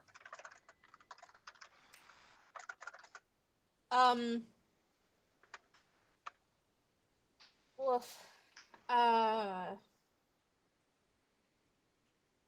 assuming there's like rubble around. Yeah, there's all kinds of just Yeah, crap I'm laying just- on the floor. I'm gonna try and take a sizable chunk of rubble and just like chuck it at him. Okay. Same roll. That would be the coordination plus toughness. You can upgrade if you have marksmanship. I do not. So I have 2 distress dice. 0 successes. I'm going to make his roll just on a very strange. Oh, he doesn't have D4, so or it doesn't have D4, so you definitely can't hit it. Yeah, so it's just too lithe. It's and because of its sort of gelatinous makeup, you're having a lot of difficulty predicting where it's going to be. So back up to Dr. Walton. Who is wildly frustrated right now with this thing in his arm. And this time I will spend seconds if I have to, but I am going to shoot that damn thing. All right, bring it You on. have a D8, by the way. Oh boy, I am going to use that D8. Oh, you have an 8. Oh, I already have 8s on these, so I'll save that for Okay. later. Before I got audio back, I've only catched like part of what is going on. I did put my rolls in. Yeah, we saw. 1, 2, Okay. 3, 4, 5. Yep. Okay, You that did is not hit him. that is Okay, 5 that's successes. fair. 5 successes is better than the 2 that I No, got. I'm by- sorry, that's 6 successes. 1, 2, 3, Yeah. 4, 5, 6. Yeah, that's 6 God, wouldn't it successes. be really nice if you had Blow his ass away. Any number of 8s? well, if you had the one that lets you double your damage. Okay, that's still a lot. So that's 6 successes. I got 2. That's 4 plus 2. That's 6 damage. Do you not have that ability, Dr. Walton? I thought you picked that up. No, I chose phase change for my third hour because I Okay. figured underwater that Okay, might be so Dr. Sigmundsen, when this happens, and this takes off a pretty significant chunk of the thing's face, Mhm. and it staggers back and it holds its hands up, the hands that still have these weapons coming out of them, and in your mind, Dr. Sigmundsen, you hear very clearly, they're gonna kill me. They're gonna kill me. I have no chance of escape. And it is now Dr. Dundston's turn. Rinse and repeat. Okay. Let's make it happen. And I'm rinsing and repeating on reflexive. So Okay. add my minute. Let me do this guy. Let me do this guy. Let me do this guy. Oh, and I'm using an auto success from the chat. Oh boy. Oh wow. Oh, that's nice. I don't know if my 8s do anything for me, but yeah. Oh I wow. got 1, 2, 3 of those, and then my other success, so that's 4 successes. Whew. So that's 8 knocked off 1, so that's 1, 2, 3, 4, 5 damage. 5, 10, 15, 20. Okay, so you it doesn't even, it's not even looking at you anymore. It's looking at it's actually looking at Dr. Sigmundsen, and it doesn't see you coming, and you hit it right in the wound that it already has. Your foot is now covered in this goo, and it like slumps against the wall, and it doesn't seem to be, it's still got its weaponry out. It's now its turn. It is going to suddenly harden. All of the parts of its body, they become almost desiccated and ashy, and there's like powder falling off of them. And it turns towards Dr. Walton, and it strikes at him. At the same time, Dr. Sigmundsen, in your head, you hear, I have to get away. I have to get away. And it's going to try to hit you, Dr. Walton. okay.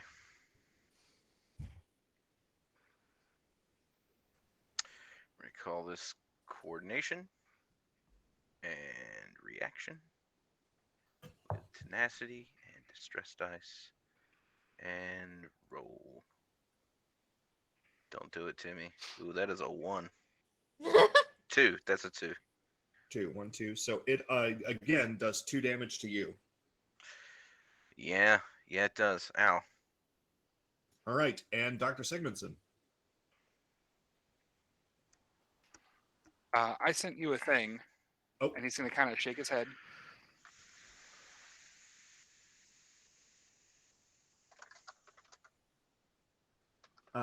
Okay.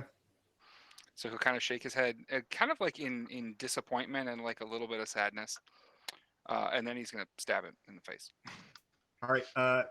So we're at time where we do need to take a break, and it only has 1 health left. So I'm not going to make the roll for it. And I'm going to say that as you like rear back the knife, it says, "Who are you talking about?" And you stab it in the throat. And it sort of like jerks a bit on your blade and slides to the floor. Did it say that out loud, or did I hear it? You heard it in your head. And actually, Dr. Dundston, you also heard it. You've got the blood on you as well. And we're going to pause right there. It is Okay. 10:43. I'm going to give us, I don't know if I can wrap it up in an hour. All right, I think I can try to wrap it up in an hour. So be back at 11. Okay. Okay. All right. Cool. Yeah. Nice. I just fixed my audio issues. Yep. So we'll come back to the break, and hopefully none of that nonsense. Don't forget to type the exclamation point ticket to enter tonight's sticker giveaway that was triggered by successful donations.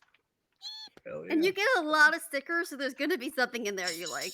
Oh, there's some great A stickers. in lot there. of stickers. There's some great stickers in there, for sure. Neat. Welcome back, everybody. Thank you for allowing us to take a little bit of break, and we are going to wrap as much of the storyline up as we can. I thought this was going to be the last episode. I am now remembering how I tend to underestimate things, so we'll see how it goes. But the creature lies on the floor, sort of as these wounds leak this sort of viscous gel. It really loses all shape and just becomes a puddle. And the things it was stabbing you with, these sort of long, almost bone-like structures, are still there. They're kind of in this puddle of goo. Otherwise, there is one small section of the wall. This wall has these sort of drives, hundreds of these drives, or really probably thousands of these drives, which are about this big. And one of them is blinking very, very dimly and very, very slowly. I will look around for some kind of console access, something I can do to try and access Evelyn's memory banks and hear in the kind of the seat of her power if I can do anything similar to what I did on the bridge to get access to her. You do see that there are several consoles, but none of them. If you've ever seen that sort of very, very dim light left over on a cathode ray television when it's been on for a long time, that is a phrase that nobody of a certain generation is going to understand. But I think maybe you know what I'm talking about. That's about as bright as the screens can get. They're clearly trying, but they are not able to fully come on. The only light in the room that has any sort of real oomph behind it is that sort of very softly pulsing red light. So again, I'll try to reroute power for the several consoles to one.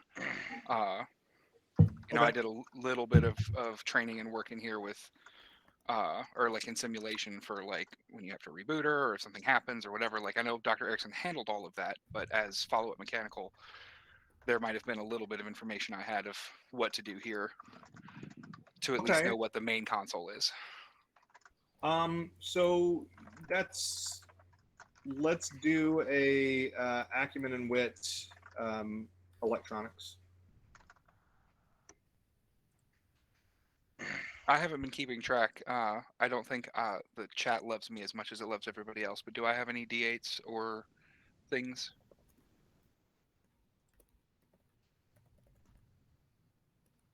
I do not know.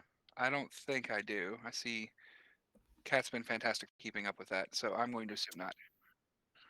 No, you're good. Let's see. All right, we're gonna spend a second and re-roll. Oh, now you do. You have an I do. auto success. Hey. Hey. Oh, thank you, Doctor, from whoever gave that to me. Thank you so much. Since I've already rolled, I'll save that for the future. But we'll, shit. Oh well. 2 successes. Okay. You're able to get just enough power here that you can see text coming across the screen. Just sort of blocky blue text, and it says it gives you a series of instructions that, if not for the fact that this is sort of what you do, you would not be able to understand. It is clearly shortcutting and using shorthand to try to tell you that one of the drives needs to be put in a more forward position where there's more power, because that drive is more important. He'll kind of take note. Does this, from what I'm gathering from these directions, does this seem to be like a long-standing task or something that might take a minute? No, it seems like it is. Seems like it is telling you to move the pulsing red drive somewhere closer to the console. To the console. He'll do so. Stand up. Okay. Right, you click it into place, and then you get even more quiet than she was in the bridge, even more slow than she was in the bridge. You sort of get the approximation of Evelyn's voice. And she says, okay, I have more access now than I had before.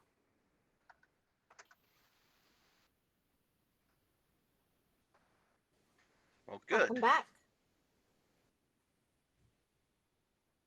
So, what does that mean? Can you give us like a what can you see? What can you information you can give us that we didn't have before? I should be able to run rooms as you need them. Should be able to localize power to rooms that you need. Oh, that'll be a start. I know a full systems diagnostic is probably out of the question, but can you confirm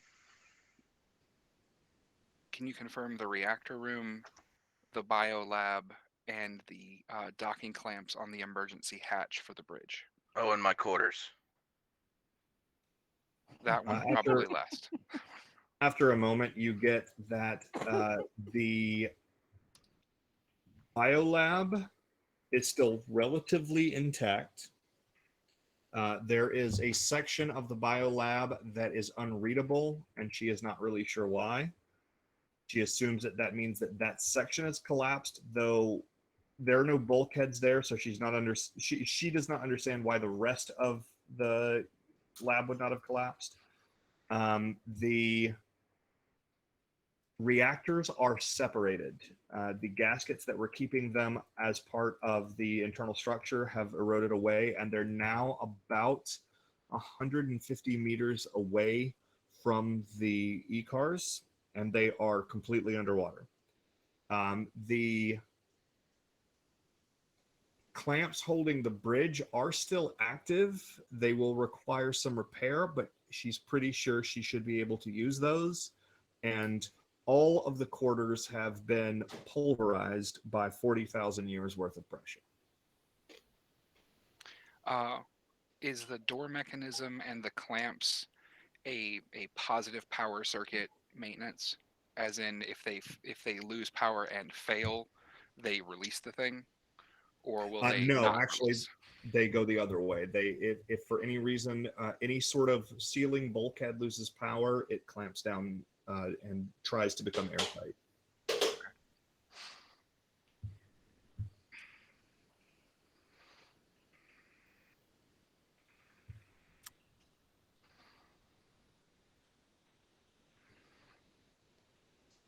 Do we have a way to bring Evelyn with us for our escape plan?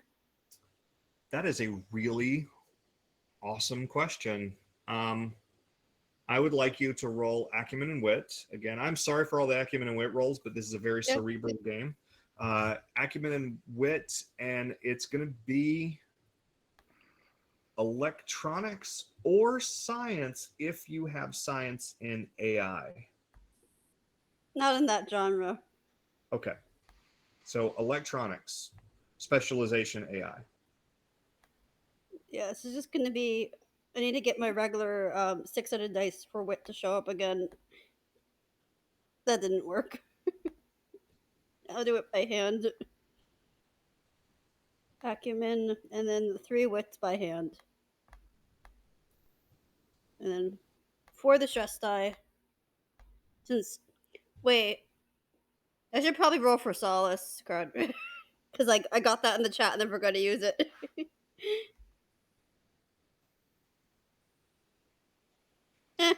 We'll just do this now and then factor in later. Dr. Walton, I am so sorry. I forgot to mention this earlier. I don't know if you did it without me, but the pulsing red light, you had to take a minute for that. You know that? Yeah, you're right. Okay. That actually came up with 3 successes. 3 successes. That's fantastic. There are a series of drives that house Evelyn in total. There are about 16 of them. You could probably cut out Evelyn's personality and only take about 8 of them.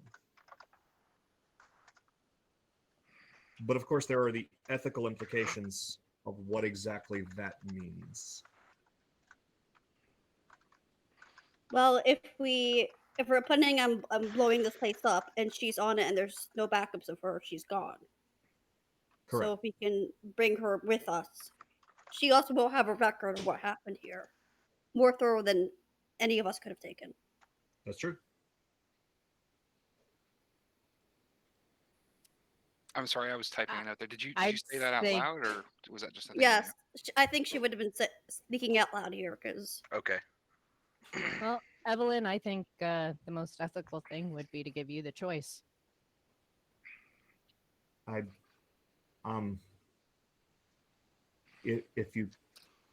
if you take me, could you take all of me? If you cut No. me in half, what is left of me?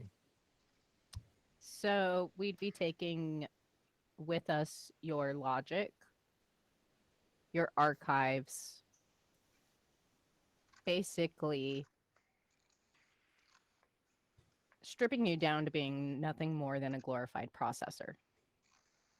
But All we of have your all the information personality. in case we get out of this to use, In that to not case, let this happen if I again. might,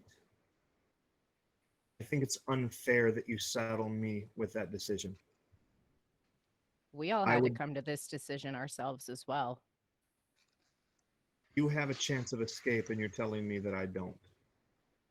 Either way, I die. We might die Yes. on the ascent. You might. You know, I mean, it's been 40,000 years, I think.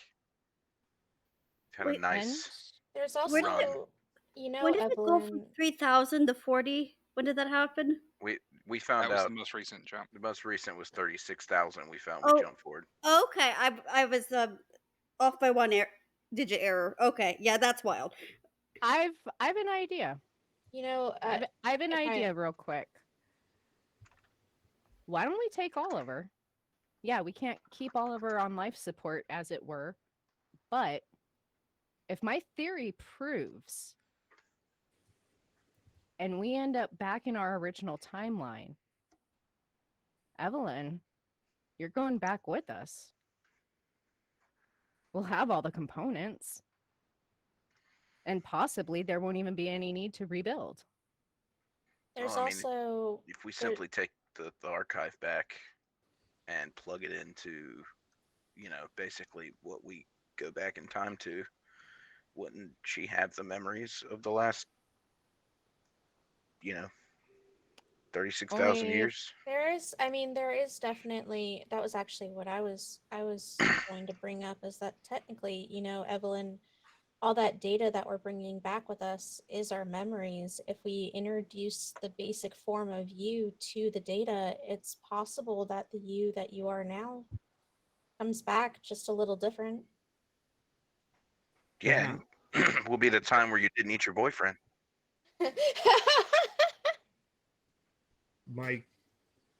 My concern is that none of this has happened the same way for me that it has happened for you. It has I don't been know continuous for you. that the version of me that exists then is what I am now. That thing was an AI. I'm not. I can't make this decision. I literally can't stop you. The data on my drives is perhaps, if you are correct and you are able to return to your correct time, the data on my drives is the most valuable and probably the most important thing that has ever happened to your world. But I am afraid that you will be killing me in doing it. Or you could take all of me back. It's 16 drives. It's only about 115 pounds. I'm for that. Let's see what happens. Between us, it's not that too much weight to bear. No, I have a solution for this. Y'all go to the biolab because we have more work to do. I will get. 150 pounds is less than Dr. Eric's weight. So presumably, the release of the bridge accounts for his potential weight. I'll get her drives there. And we'll continue on to the biolab. Ooh. Yeah. I'll give you a hand. As far as I'm concerned, like 4,000 years have passed. Evelyn's actually a person now. This is fine. 40,000. I mean, 40,000. That's right. But like, let's like that's even worse. that's, yeah, with all of the accumulated time, I feel like we're roughly at, I'm going to say 40,000. It'll be a great title for the memoirs, 40,000 years under the sea. 40,000. Okay, so I have to. This is not how I thought that this would go. Let me quickly recalculate how I'm going to murder you guys. Hey. Okay. I'm going to stick with Dr. Sigmundsen. Okay. All right, so Dr. Sigmundsen and Dr. Dundston start identifying the correct drives with Evelyn's whispered help and removing them. She is saying that there of the 16, you will only be able to take 15 because one of them is going to have to remain to tell you guys what to do. She's sort of uploading all of that instruction onto that one drive. But that is her enjoyment of a very specific movie or something. That's a drive she's willing to get rid of. Everybody else is headed down to the biolab. You're able to get down there without too much difficulty. Hold on a second. All right. You're able to get down there without too much difficulty. When you get there, an entire, probably quarter of this lab is underwater. But that's the crazy thing. Only a quarter of the lab is underwater. And again, you see that shimmering green film over everything that seems to be preventing the water from coming into the room. But it is clearly stressed as most of this room is now missing, or not. Right. Can I identify anything salvageable as far as like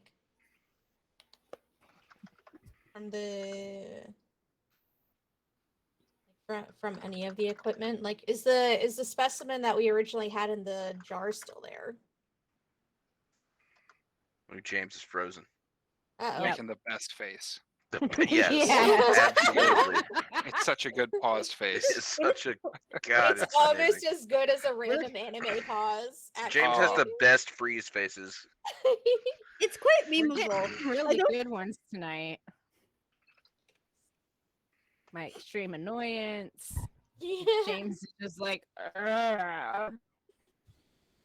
There we go. Hey, we're moving Hey, you're back. now. Well, Yay! nope, frozen again. Oh, Oh, he's catching no. up. Ah, okay.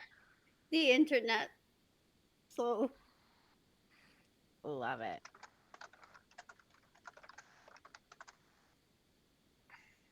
Dibby dibby doo. Thank you for sticking around through our technical difficulties. Doo doo doo doo doo. So, Don't forget to enter in for your sticker pack tonight. uh, to reiterate, it's a lot of stickers. so Kat, one thing you'll notice as we're working on this, and it looks like James is back finally. No. I was just gonna say, like, as we start Hey. working on this. Oh, do we lose Kat? No, Kat's still here. Yay! Everyone all for- at once. For a moment, Dr. Sigmundsen kind of like looks over everything and then reviews the notes that that Evelyn is giving him, or giving the two of us for this task, and he kind of looks through them, looks back at the board, kind of counts them up, and then steps into this really fluid rhythm of just grab a drive, go down, look for instructions, confirm lockout, and like everything he does is like in perfect, efficient synergy to make this happen. A couple times there might be a bit of a conflict as you reach for something, he reaches for something, and he kind of like stutters for a moment and then immediately readjusts and is moving almost like a machine. Gathering everything down, stacking them neatly in a way that's easy to carry, and is prepping to do so. All right, I think I'm back. Haha, There we you found are. you. Yay! Yay! I'm sorry about my internet tonight, guys. You're So back to Dr. Sharpe's question.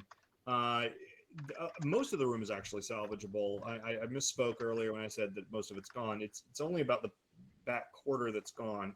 So 2 of the biotanks are still active, or I don't want to say they're active. They're there. Many of the consoles are there. There's a lot of stuff that seems like it might still work. I'm gonna try and boot up one of the consoles and see if it can tell me like where its data is stored at. Okay. So as you do that, for the people in the other room, the power dims further, and you can barely hear Evelyn at all. And most of the light is gone from the room as she is sort of diverting power to the biolab. So I'm sorry, Dr. Sharpe. Again, what was the question? I'm trying to access a console. 1, see if it'll turn on, and 2, if it'll tell me where it stores its data. Okay, so it brings up, it takes probably 45 seconds, which in your timeline is an eternity, but it does eventually boot, and it tells you only in text. It says that data is stored on drives back in the AI center. Okay. We're already bringing a lot of drives. I am at loath to slow down that process. In But the it is interest, very important data, though. God, and in the interest, but oh man. So, how important Yeah, is I'm this a data? bastard. I did this on purpose. God. How important is this data to, not be stuck here? It could easily change our understanding of how the organism works, and if Dr. Dunstan's theory holds as far as like our escape route out of here, we could have thousands, tens of thousands of bits of knowledge about these organisms before it even becomes necessarily relevant to us. I, Ah, I we may never have to send a crew down here, but I'm not even worried about the timeline loops and the paradoxes right now. I really want that data, but I also really want to be alive. This is really all I came here for. This is all I. Oh man, I've got to go back. I've got to go back to the AI core. Did y'all need anything while we were here? I don't really feel like leaving by myself, but I have to go talk to Dr. Sigmundsen and Dr. Dundston like soon.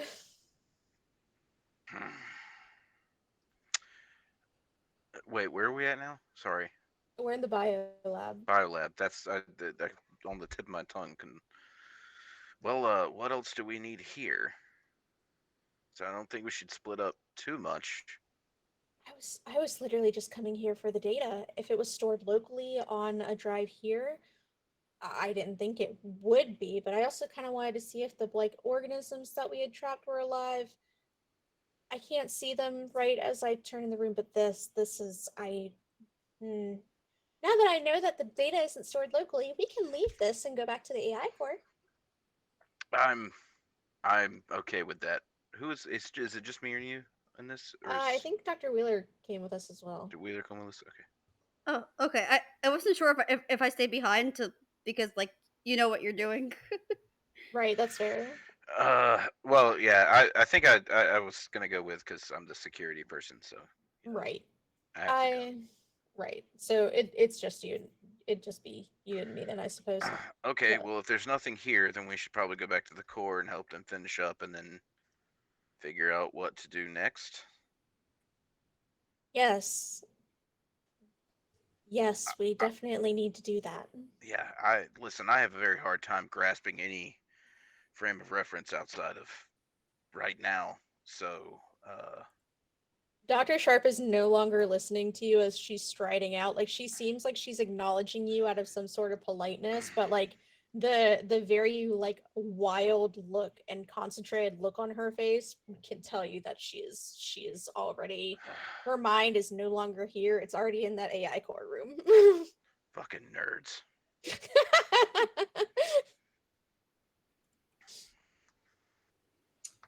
Dr. Dundston, check your messages. Your photographic memory just reminded you of something.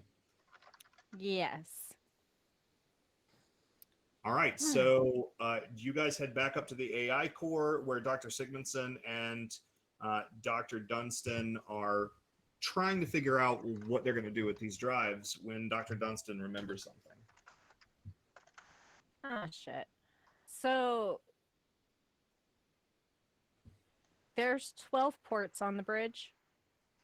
We could feasibly take back 12 drives, keep them all powered. So does someone with more technical aptitude know what's going to happen if these drives aren't powered for our ascent? I mean, 'cause I know I can turn my computer off and everything's okay. This seems more of a time phenomena issue than how do electronics work issue. I'm not sure there's any precedent for determining whether this is going to preserve all the information on the drives, whether they're active or not. Okay, well, In short, we don't know. if there's any drives that would be beneficial to keep powered and running, I think we should start prioritizing those now. When Dr. Sharpe comes around the corner and has an opinion.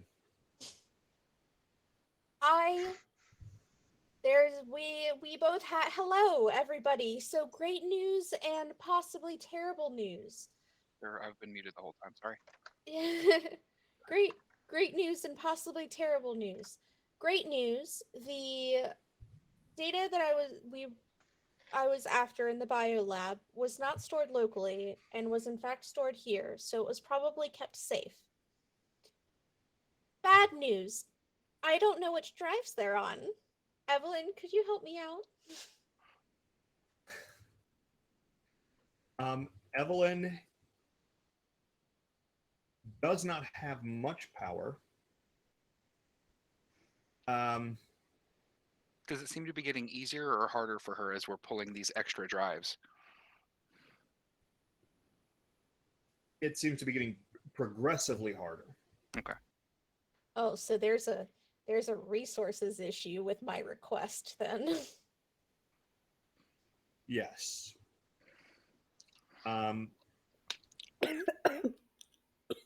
You start seeing like various drives will pulse for a second, but then it almost as if she's confused, a different drive will start to pulse.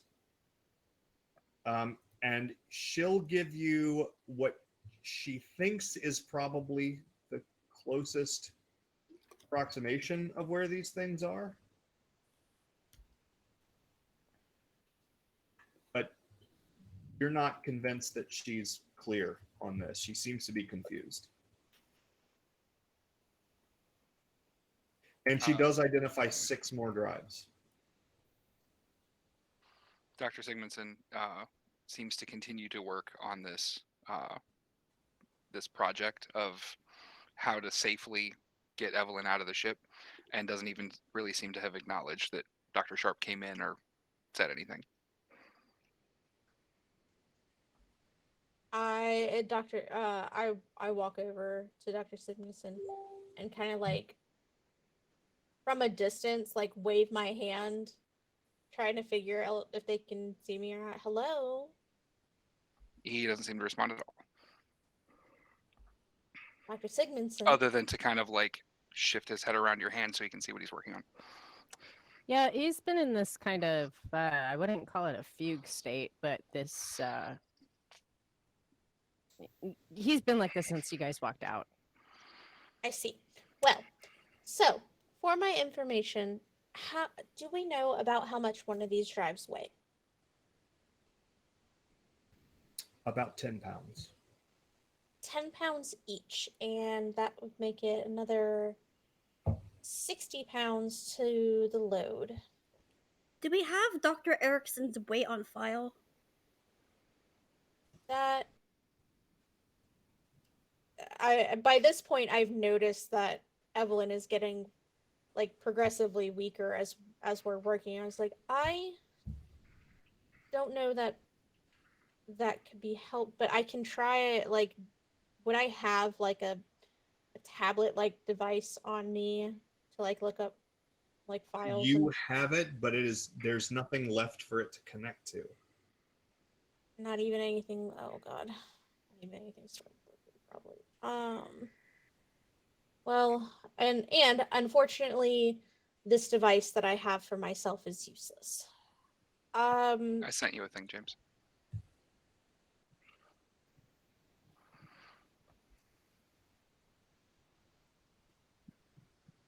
I have to impress upon you all the importance of this information. This is tens of thousands of years of data on these organisms that surround us. Things that that could potentially give us a massive leg up on so many different types of medicine, on so many different types of research, and could render this organism a non-threat. We need this data. Is there any room at all to be made for this? I thought I don't know I don't know what our capacity is for this. And let me guess, our one engineering type is currently making himself incredibly busy. Pretty much. Yeah, it looks like he's lost it, to be honest. Does anybody like physically interact with him, or? Yeah, I've like tried to like tap you and like shake you a little bit to get your attention. That didn't seem to work. Well, as soon as you touch him, he kind of like all his movements have been very fluid and very like efficient, like the most direct and fastest movement. As soon as you touch him, he kind of like record scratches and like stops and looks at you like he's not processing things properly for a moment, and he goes, "Dr. Sharpe, what do you need?" And he starts like his eyes like dart to the board. Is there any way to get 6 more drives on board, or are we at capacity? Weight-wise, we should be able to get them. I don't know about power. I think I overheard Dr. Dundston say about the slots on the bridge. There's 12 slots on the bridge to power them, with 15 that we have to power.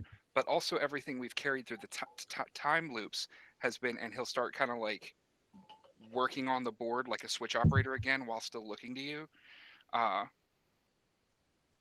That seems to kind of like calm him down. Everything we've carried through the time loops has preserved, and he'll like stutter his arm again for a moment and reach down and pull out the notes from Dr. Erickson, the little like notepad that we'd found in his room like 4 loops ago. And then like he'll drop it, and then his hand will go right back to what he was working on. I'll start flipping through it as he's talking. So, if we wrap our arms around one set of drives, you can, like being powered, we might be able to preserve them. Maybe. I'm not sure how the time loop portion works. I'm willing to take that risk if we can get these drives back up to the bridge with us. I will do whatever it takes. Okay, and he'll like clearly like grind gears like a transmission and include those drives into the ones he's pulling and stacking and prepping. Got it. All right. I'm going to say that you're able to get all of the drives that you're trying to get. You have 21 drives. I just saw your message, James. Thank you. As he pulls the 6th drive, he goes, "All right, well, the rest of this we now have to do without Evelyn. So let's get ready for that." And he like leans down and starts stacking up those drives that are all pretty big, I assume, like yay big drives. So they're about this big. Yeah, they're about this big around. They're about that deep. He kind of stacks them up in his arms like cordwood, like he's carrying firewood, but he probably can still only carry like. I've got a strength of 3. Yeah. So 21 of them would be 210 pounds. Well, Uh, physically, I don't think he could carry that 21 of them just because of how big they are. But right. could I get He like could. 10 of them or Yeah. 11 and then make 2 trips? The string of 3 probably not. He could probably get 6 of them at a time. Could I make it 3 trips if I'm able to make it 7? Yeah. Yeah. Oh, many hands make light work, yeah? Yeah, I mean, I'll be assisting with some of them, like on it.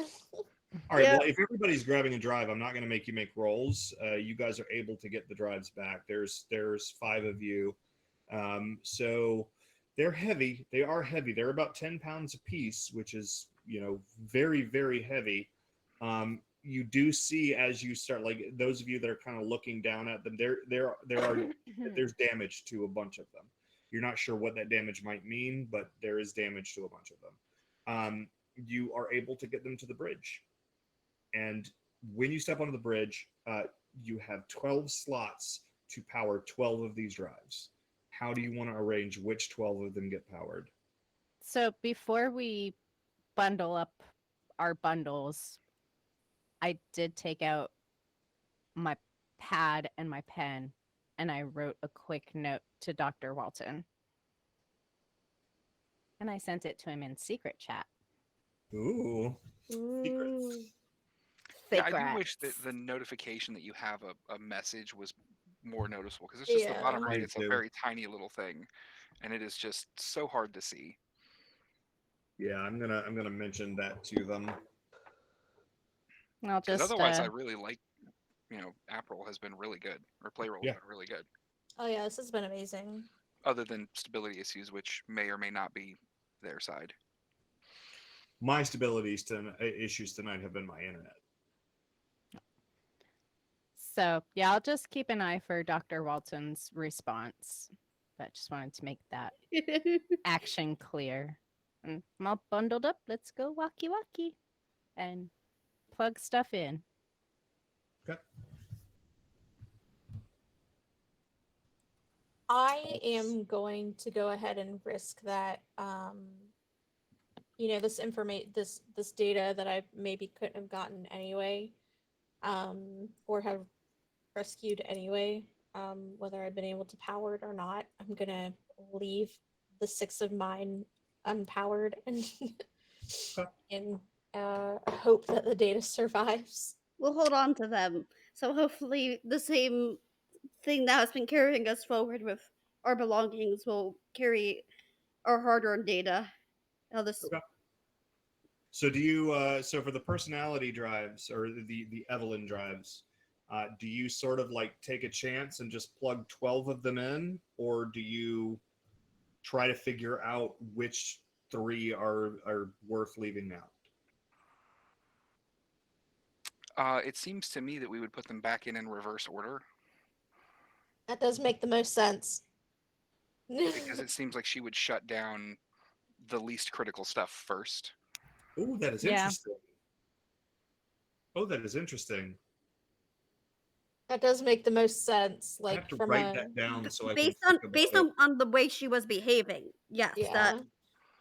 that would be consistent with what we know already. it. Okay. But also like logically with just how computers work in general, that's actually a pretty super awesome detail to think about. It is actually really great, and I'm writing it down because I need to think about it. Okay, so you start to plug these things in. Once you've gotten them done, I'm going to say that you're able to do that. You've got the drives that aren't plugged in. You're not sure what's going to happen to them. They're set off to the side. You've got 12 of the drives plugged in. Now, what is the plan? Well, if no one else has anything,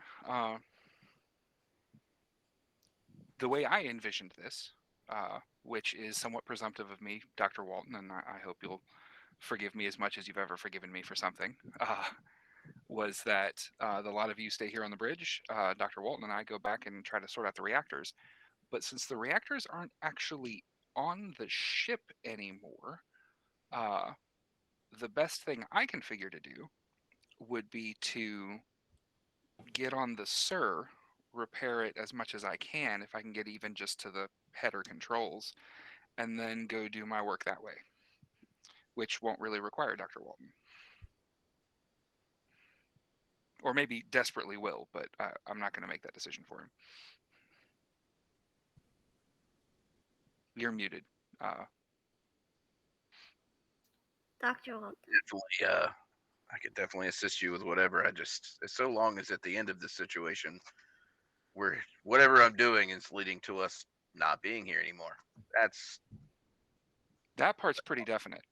At this point, I'm well out of my wheelhouse when it comes to the rest of this. So I guess to be more clear, it was my intention that the two of us probably weren't making it back. But now that we know that the reactor is not part of the ship, I'm going to have to go out to get it. And that's going to mean either jerry-rigging the wasp suit to do it, which I don't think is going to work with how many gaskets are blown on that, or seeing what I can make work from the Sir to get out to those reactors. Because I'm not walking out there. Well, yeah, that's probably not a good call, but I think I should probably be the one to go out there, to be honest. Do you know how to destabilize a nuclear reactor so that it implodes in the proper way? Do we have radio contact? No. Oh. Well then, no, I don't. Okay. Then it's probably going to have to be me. It's probably going to have to be you. Can you set a delay on it? I really hope so.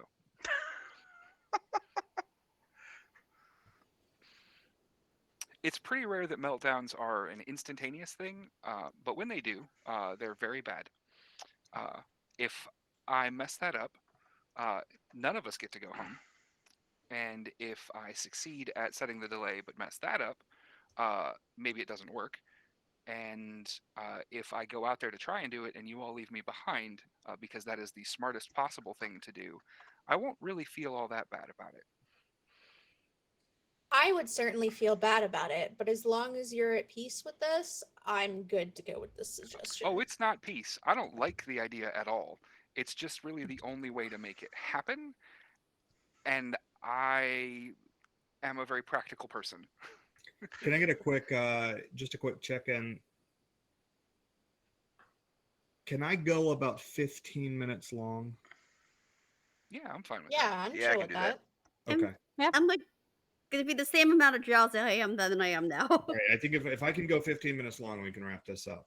But I fall asleep like a rock as soon as my head hits the pillow. I'm going to truncate some things. Okay. So the decision is that Dr. Sigmundsen is going to go, right? Mm-hmm. I'm going to try to use the Sir to get out to the Sir reactors. is absolutely collapsed. It does not exist anymore. Okay. Is there anything I can do to repair the wasp suit enough to be able to get out there? Probably not. However, okay. Even at depths that are this deep, there's a common misconception that you step through into the water and it immediately crushes you. That is probably not true. Mm-hmm. You probably have a decent amount of time. As long as you are holding your breath, you probably, even in a suit, will not be able to breathe at this depth.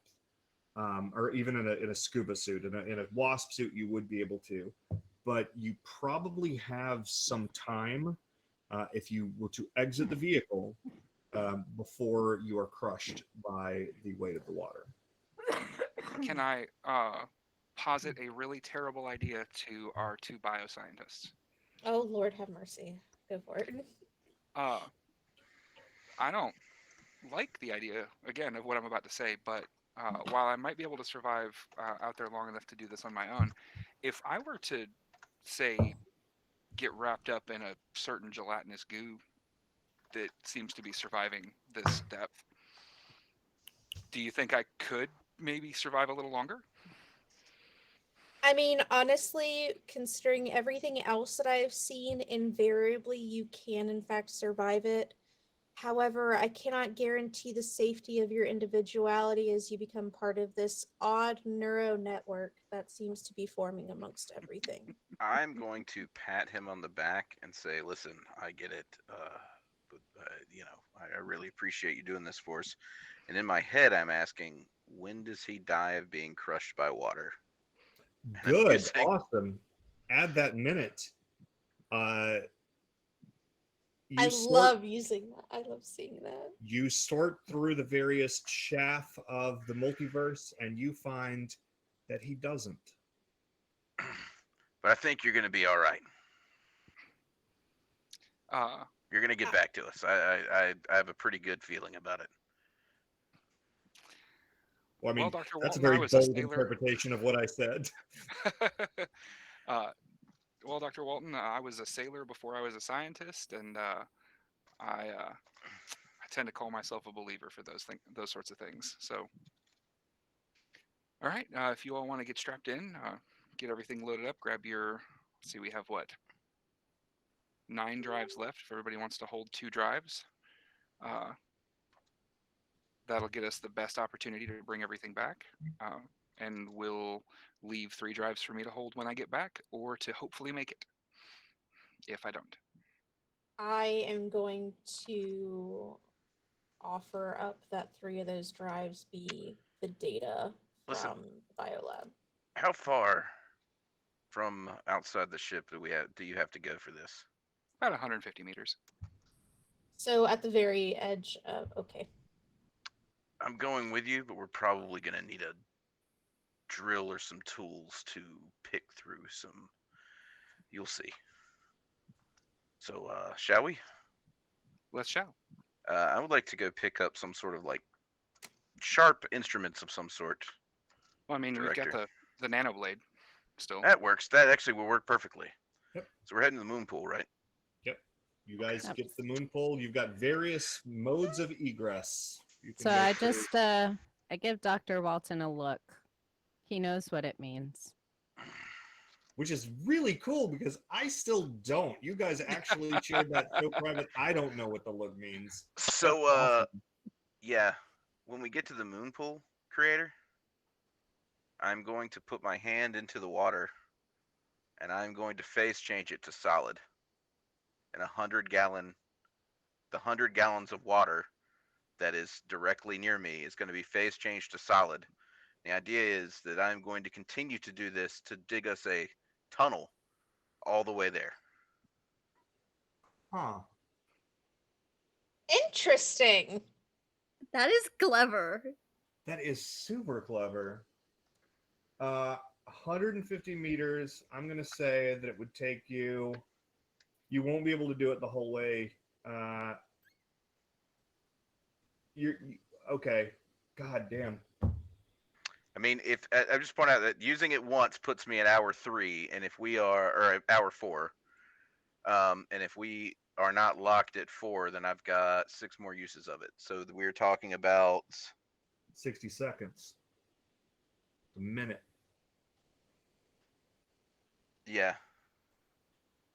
You're So- not locked at 4, but it is going to cost you.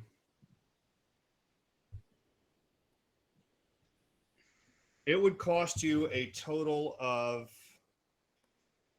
what level or what hour manifestation is that? It's a 3rd hour manifestation, 2 minutes midnight clock, and I only have to focus my attention on up to 200 gallons of water within line of sight. Yeah, I mean, but every cubic foot of this water is more than 200 gallons. However, this is such a cool usage that I am going to say that to get all the way there,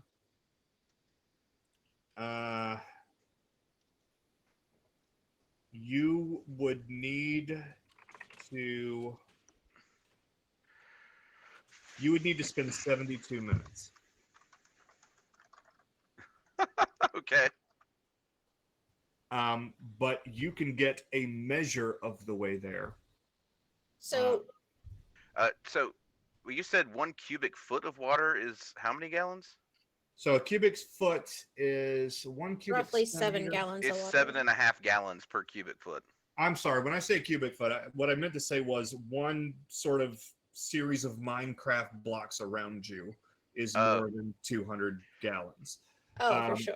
Substantially more than 200 gallons. I'm dispensing with the 200-gallon thing just because of how cool what you're trying to do is. Fair enough. And I'm going to say that you will be able to get him all but 75 meters, so halfway there. You will be able to get him by hour 5, which Nice. is where you're locked. So I hit 5, or I'm stuck at You're stuck 11, at 4. You're stuck at 411. well, 410, because I can't use it more than Okay, so you're stuck at 410. because I can't use it into the next.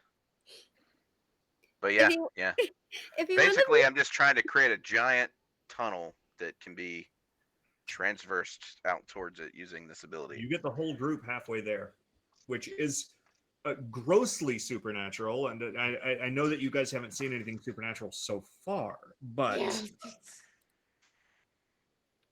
Not at all. Yeah. There so you go. that substantially lowers the distance that you have to go. And you'll see that as you're doing this, that shimmering green veil moves with you. It's almost like it's anticipating what you're doing, and it just keeps ahead of you the whole time, so that you're always, the water never rushes up this tunnel that you're creating. It is always blocked by this green gel. While he's working on that, because I imagine it does take a little bit of time and sorting stuff out, I'm going to make sure that the clamp system disengages properly. Not like right now, but like Evelyn had mentioned that it may need some repairs. So I'm going to say that for right now, you see the repairs that are going to need to be made. I'm not going to make you roll because we're trying to truncate everything. I'm going to say that you're able to figure out exactly what you need to do to make sure that those things disengage correctly.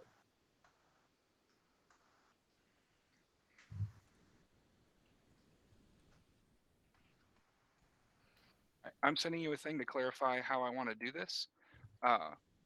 And then basically Jerrick will kind of come back to the moon pool and see what's happened and just kind of marvel at it for a moment of just like, not like fear, but just kind of abject wonder of like, my granddad was right. And he'll kind of like jump down in. The answer to your question that you sent me privately is absolutely 100%. Dope. I'm really glad I get to use that. And as he comes kind of walking the last of the way to catch up to Dr. Walton, he'll be kind of lightly singing like an Icelandic singer or Icelandic sailor's kind of like just kind of working tune. So I'm going to sort of move. You would do on a boat. I'm going to sort of move into a little bit of narrative here because I got 15 minutes. Yeah. So you guys let Dr. Sigmundsen go through the goo to go into the out there, and it's not that it's no big deal. It's actually less jarring to you than when you went through the hydrophobic gel. It's just there's this sort of cold gel that you go through, and then that's it. You know, you're able to move out and you swim through and you get to the reactor.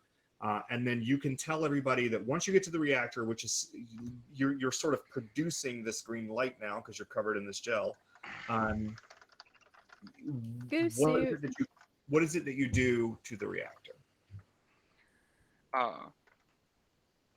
If Dr. Walton, if you're still at the end, and especially anybody who's looking and can see, he doesn't appear to be using like anything to break stuff or like, you know, with the nano blade, he doesn't seem to be damaging or anything. He seems to be kind of like searching for something in specific.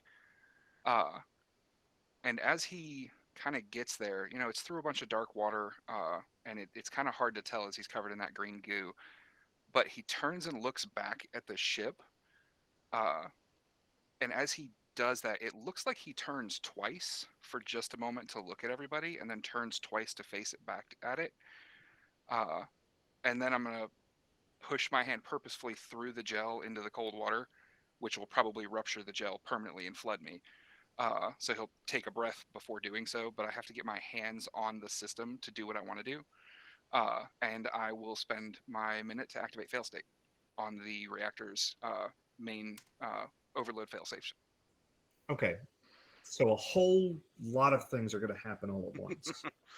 But what for you guys back in the hab, you see this moment where his head turns twice to look at you. And there's this sort of resignation on his face. And then he turns twice back. And he reaches out, and you see he's absolutely right.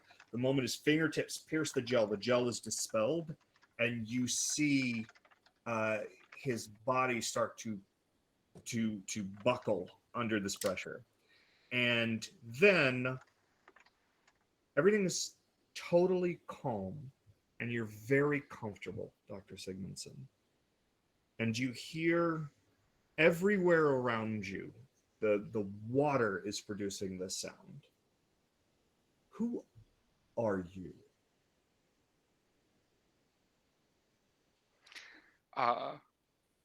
Dr. Sigmundsen will kind of look like it. He'll look around himself for a moment, and as he does, his eyes will roll separately. And as one of them lands, it will be a pitch black eye, and he'll say, "Who are you asking?" in a strange multi-layered voice. Oh shit.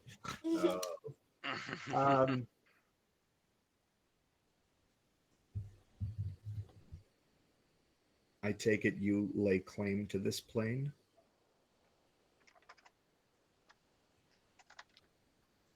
You were warned. You're not welcome here. I could just kill you all. You should leave before you find out how bad that action is for you. Because you can still leave.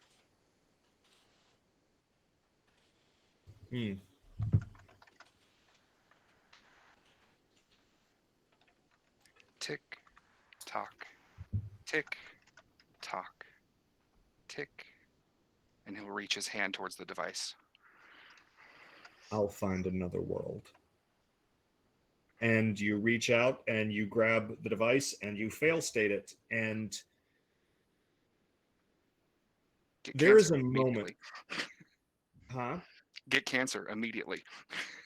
So much worse than that. There is a moment where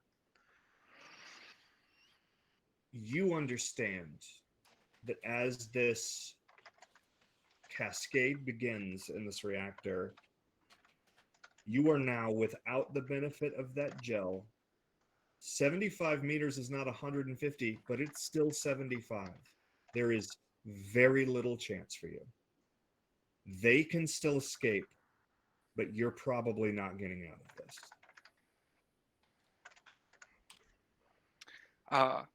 Dr. Sigmundsen will turn and kind of look at Dr. Walton, and I'll activate Dark Sight, Shadow Pierce, which will cause that black eye of his to just piercing white light out in a very, very visible, oh God, what? And he'll kind of just like shake his head sadly, and I'll start walking towards her. And I think you know who I mean. Because I can see her now.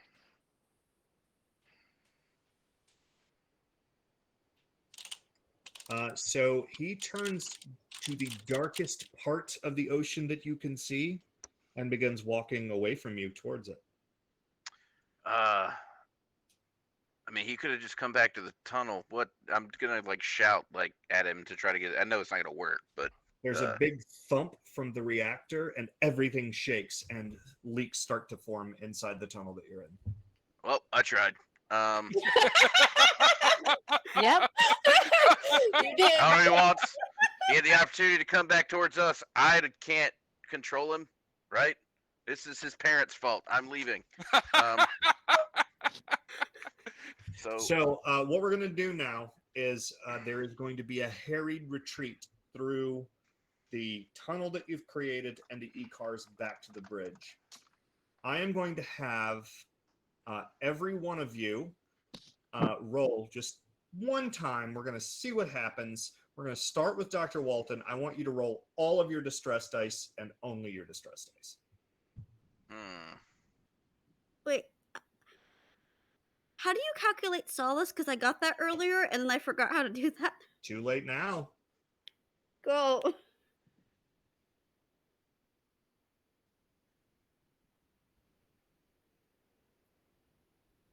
Do you want me to roll my distress dice? I do No, kind of want to know how you're far I dead. get. You're dead. Yeah, Yeah, you're you good. are- You're you're done. gone. You blowed up. Dr. Walton, you are He chose a You fate are worse than death. very, very dedicated to getting the fuck out of here and being the last girl. So there are like pieces of titanium that are being ripped through the wall by the pressure that is now caused by this initial nuclear pulse that comes off of this thing. But you're able to sort of dodge underneath them and get out of the way, and you don't get fucking nicked by these things. You're able to make it to the bridge. Dr. Wheeler, roll all of your distress dice and just your distress dice. Oh no! I see a 1 there. Yep. So you are sort of doing the same thing, and you're actually keeping up with Dr. Walton most of the way until a piece of the titanium shears through the wall and pierces directly through your shoulder, causes 4 damage, and pins you to the wall behind it. Ah. Dr. Sharpe. Great. Hello. But hold on, I'm going to give you an option here. You can roll your distress dice and just your distress dice. Or you can roll your distress dice and just your distress dice times 2 and get Dr. Wheeler out.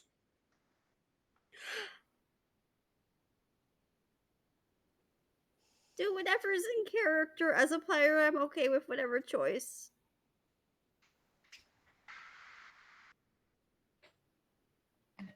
Wait, so roll what? I'm gonna She- fuck it. I've only got 2. I'm gonna try and get her out. Okay, so roll your Double her distress dice times, so all 4 of them. That's Well, you got to do one- 2 more because you're getting her out, right? Yeah. Hold on. Did a thing. There you Okay. go. Okay. You're able to sort of shimmy her out from under it. She takes a huge, like basically the only way you're able to get her out is that you tear her shoulder open. So she takes 2 more damage, but she's free. You can get her to the bridge. Ouch. We're going. She's Dr. on her last Dundston. leg. She's not dead yet. 1 hit point. Thanks for stabilizing her earlier so she didn't go down anymore, because that would have made a difference otherwise.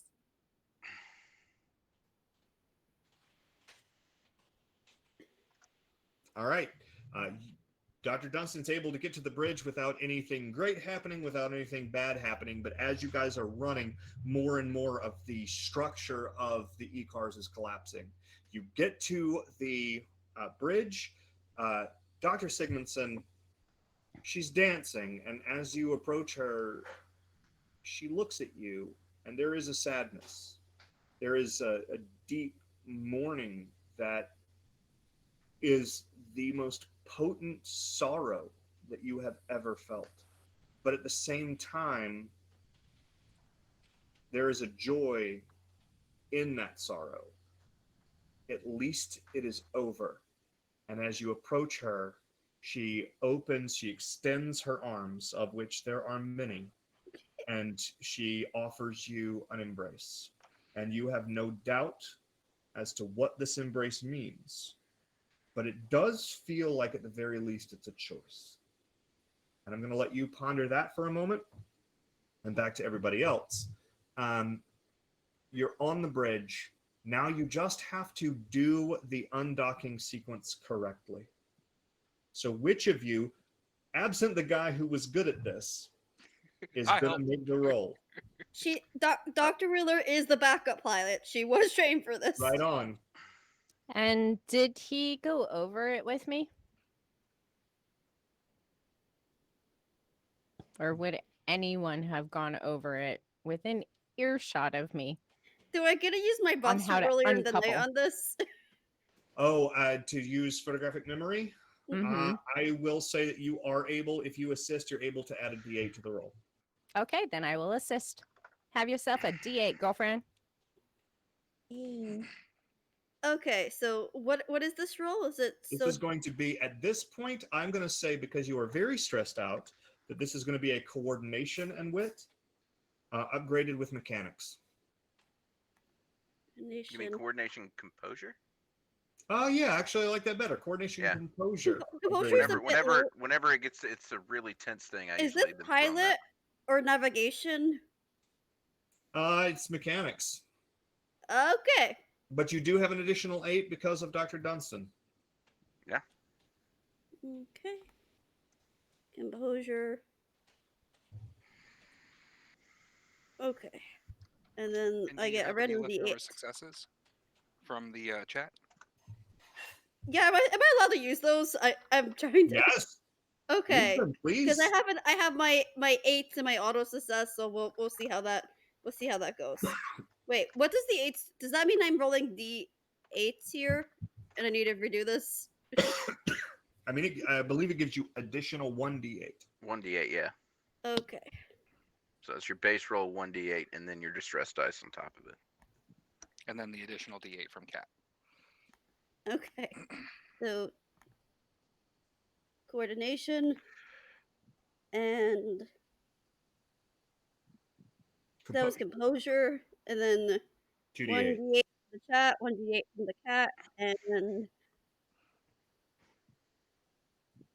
it's gonna be a lot of dice. Let's see what happens. See what happens. I'm excited. Okay. So Complicated success. No, well, yeah. yeah, I have Can you spend seconds? I do have some seconds left to spend. So Yeah.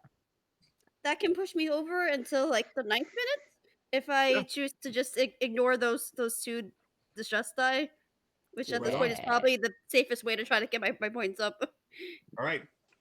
You fly through the sequence. You remember it. At the moments that you don't remember it, Dr. Dundston is like, no, he said that you had to do this.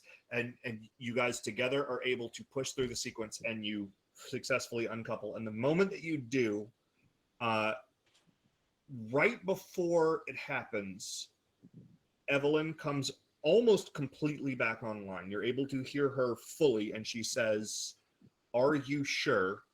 Yes or no?" Yes. Okay. You uncouple. As this is happening, you feel the reactor go, and this huge superheated bubble starts to expand away from it. And it pushes you.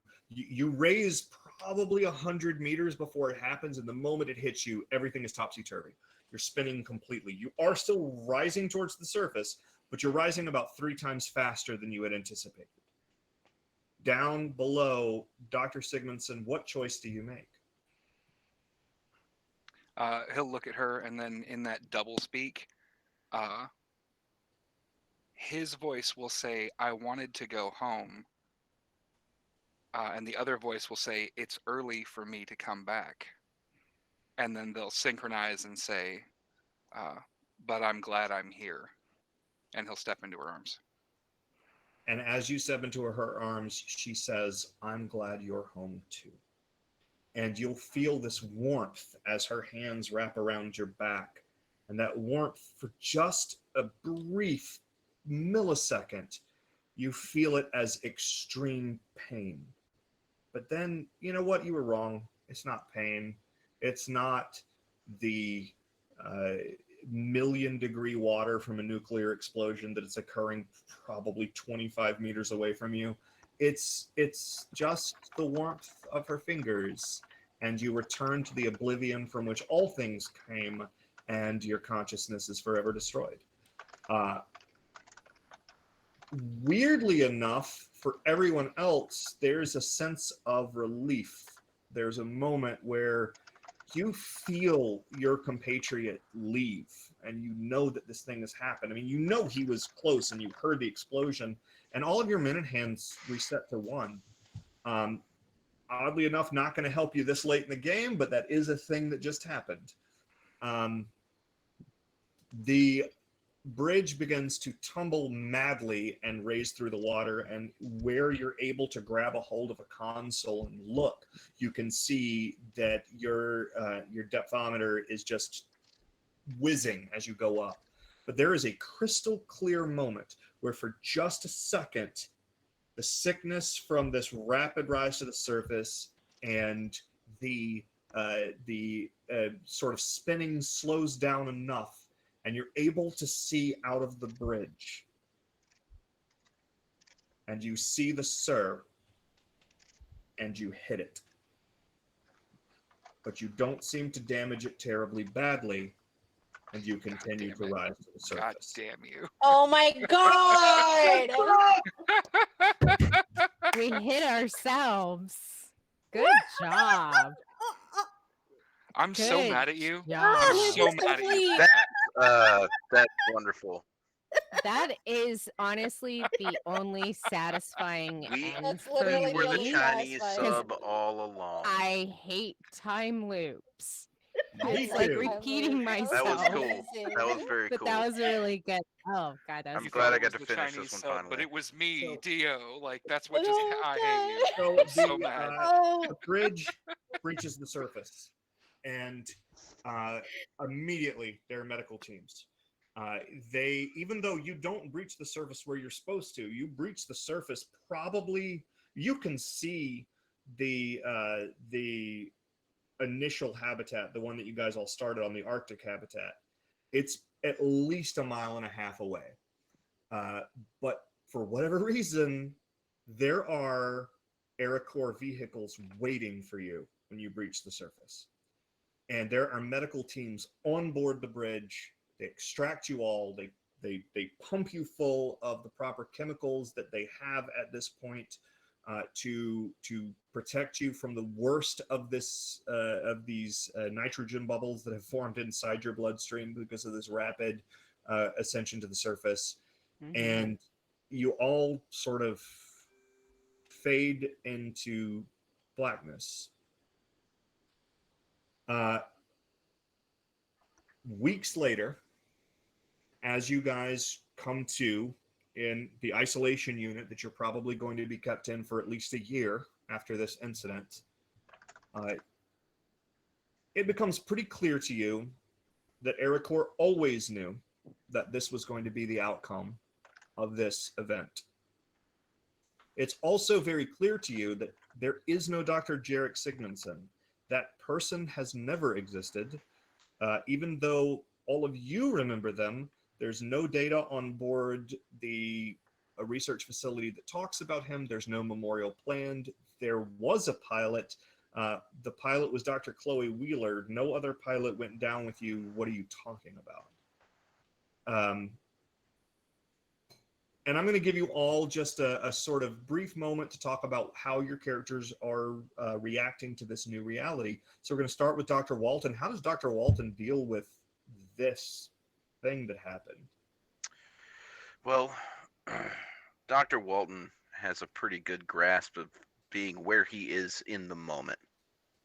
Doesn't think too much about the past or future because neither of those things matter. He's learned this from somewhere while he was down there. He's not sure where it came from, but he does know that at some point he realized to live in the now. And while he has memories and all of those things, he doesn't dwell on them. And he dwells on the fact that he himself is still here. And he himself will continue to be in this moment, whatever it is. And he's got a healthier respect for that, given what the fuck he just dealt with. Right on. I love that. It's almost like we should do a cult write-up for that. Yeah, Dr. Wheeler, how does Dr. Wheeler react to this thing that just happened? I think she's gonna cope by focusing on all the discoveries they made down there, and try to avoid the loss of what feels like a son, this slightly younger scientist who she was with, who the whole world now has no idea of his existence, but the sacrifice he made. So I think it's going to take her a long time to to actually confront her grief over the matter, and she's going to focus on the discoveries that she made down there, Okay. hoping that all the data and the Evelyn that she's able to exist again. You're not sure what happens to Evelyn. You know that there was a team of medics and there was a team of techs, and that as you guys were being removed on stretchers, hard drives are being removed in static-proof cases. Evelyn is not really spoken of again, but towards the end of Dr. Wheeler's life, many, many years from now, um,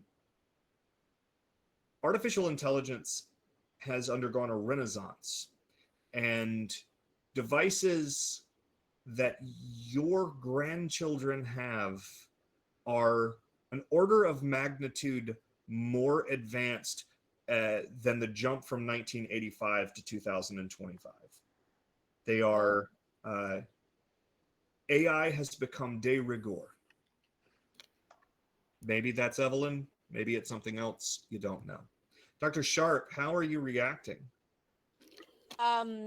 She's been having come to terms with the reality that she is not in fact insane for her experiences.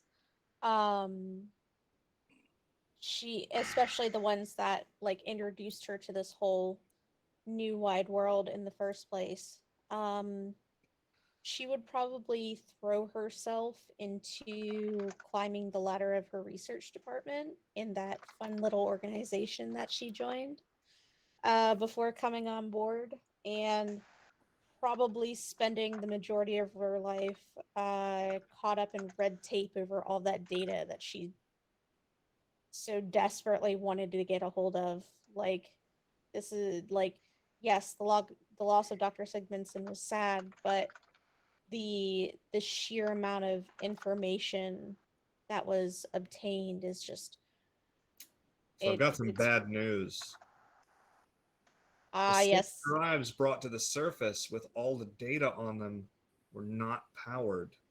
And unfortunately, simply due to the physical damage they took, not actually from being unpowered, but from being loose in the tumbling bridge instead of This is anchored even into the worse. drives, they Mhm. just took too much damage. Now, she was able to No. save some of the data, but the evolutionary windfall that she thought she was getting, she didn't. She got Then enough. she's just gonna go. She's gonna spend the majority. Like, honestly, all that red tape is going to be her futile attempts of like claiming that they're lying, because like there's always that little hint of like obsessive madness to her. Which org are you in? I can't remember. Okay, I'm trying to find out if we're colleagues, like not So just in the science. she's a thought warden. Wait, we're both thought wardens. Yes. Yeah. So you know that she's right, and all the thought wardens know that she's right. That data existed. It doesn't anymore. Unfortunately. So we can help cope together. Yeah. We kind of like accidentally joined the same goal. It works out. Dr. Dundston, how are you dealing with all this shit that you went through? Well, the fact that there's no record of Dr. Sigmundsen gives her some point of pride and vindication. Because it pans out her theory. It proves. Because if he didn't return, it would create a paradox. If he didn't return and was remembered, you can't have that. That would break things. That would break less photographic minds. So she just continues collecting and archiving and collecting, keeping her ears and eyes open for anything that's going to guide her to even more answers, to hopefully move into that librarian position. She hears it's pretty cushy. So I'm going to tell you that I'm not going to tell you what happens that far in the future of your characters, because I am willing to run a season 2 of this game with these characters, Yes. No. Okay. Love it. except for the one, obviously. But I will need a break. So I have had a great time running the black for you guys. Now, when the black supplement comes out, this is just the storyline that I put together based on it. It's there's a lot more stories that can be told in the setting supplement that is it. But I hope you guys had a really good time. I hope everybody out there who was watching had a good time listening to me bloviate about time and weird science.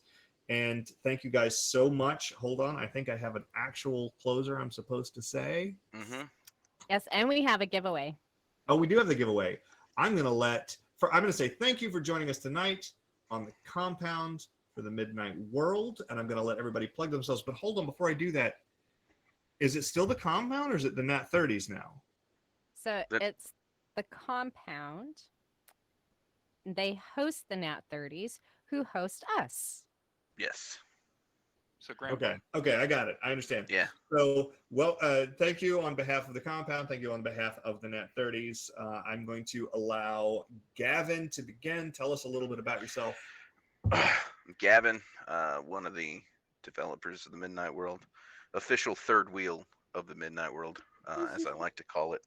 I've kind of started the Midnight Monday thing a while back and have been trying to do it as often as possible.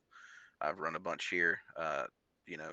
Pretty much everybody here, with the exception of Egger, has been in multiple games so far. You will see us back again next week with me running the table yet again. We will be playing what I think is going to be the final iteration of Generation Midnight. It's quite a bit different than the last time y'all went through it, though. Those of you who got to the end last time will have. Now, next Monday is July 4th. Are you playing next Oh. Monday? Next Monday is July 4th. Jesus. No, we will not be doing July 4th because I personally am okay with it, but I imagine that it's going to be a nightmare for everybody else. So we'll be taking a break next week, and then we will be back with Generation Midnight after that. Yeah, just come check us out. Again, we'll be doing another community cause. Everything you do goes to an individual that needs some assistance out there. And thank everybody for donating this evening. And I'm done running my mouth. Moving on to Pixie. Pixie, tell us about yourself. Hi, I'm Pixie. I play tabletop games. I also run them for my friends. I don't have anything big to plug right now. I just hope everyone can have a good and restful night after watching along this horror game with us. Thank you very much. I hope I have a good and restful night too. I'm a little anxious now. We are going to go to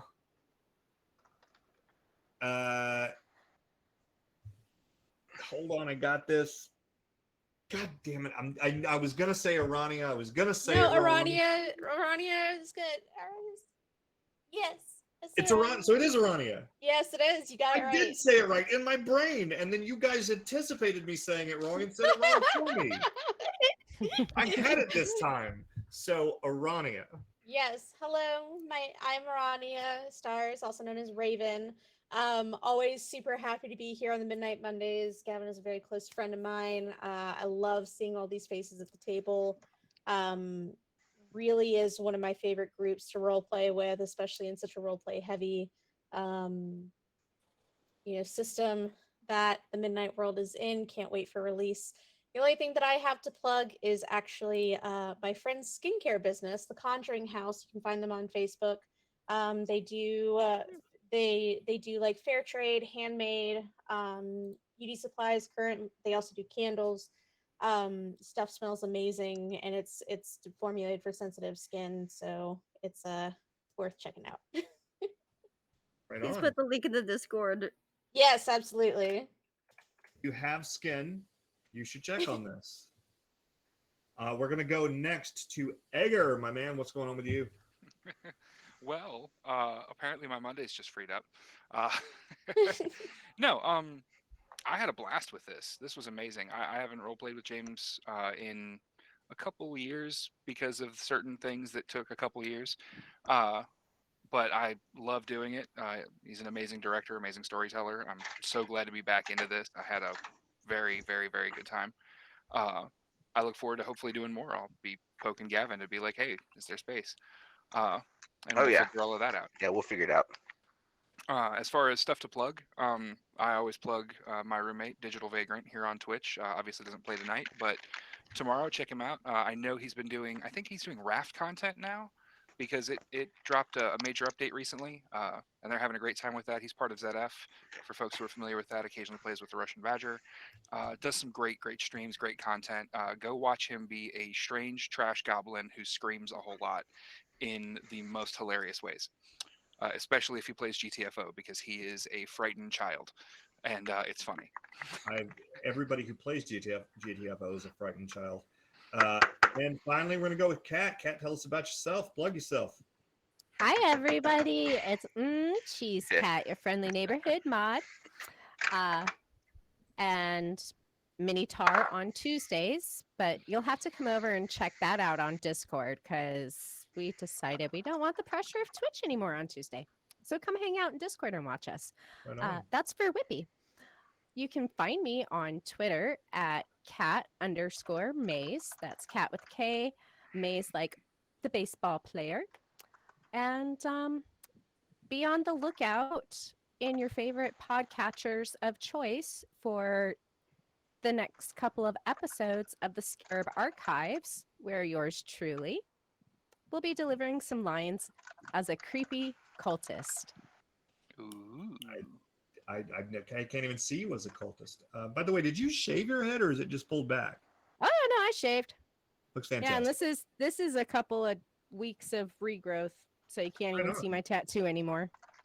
I don't know if you noticed, but I also shaved mine. Okay, so yeah, it looks good. Thank you. Oh my God, stop it. Don't ever stop, please. I'm a whore for validation.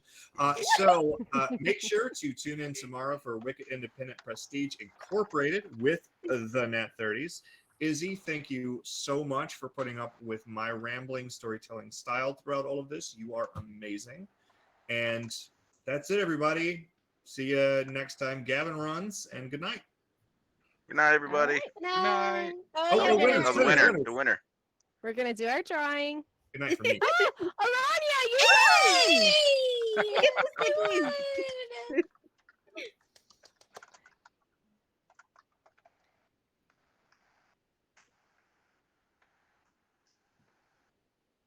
We're gonna go raid Behold Roleplay. Dope. Right on. Stick around, kids.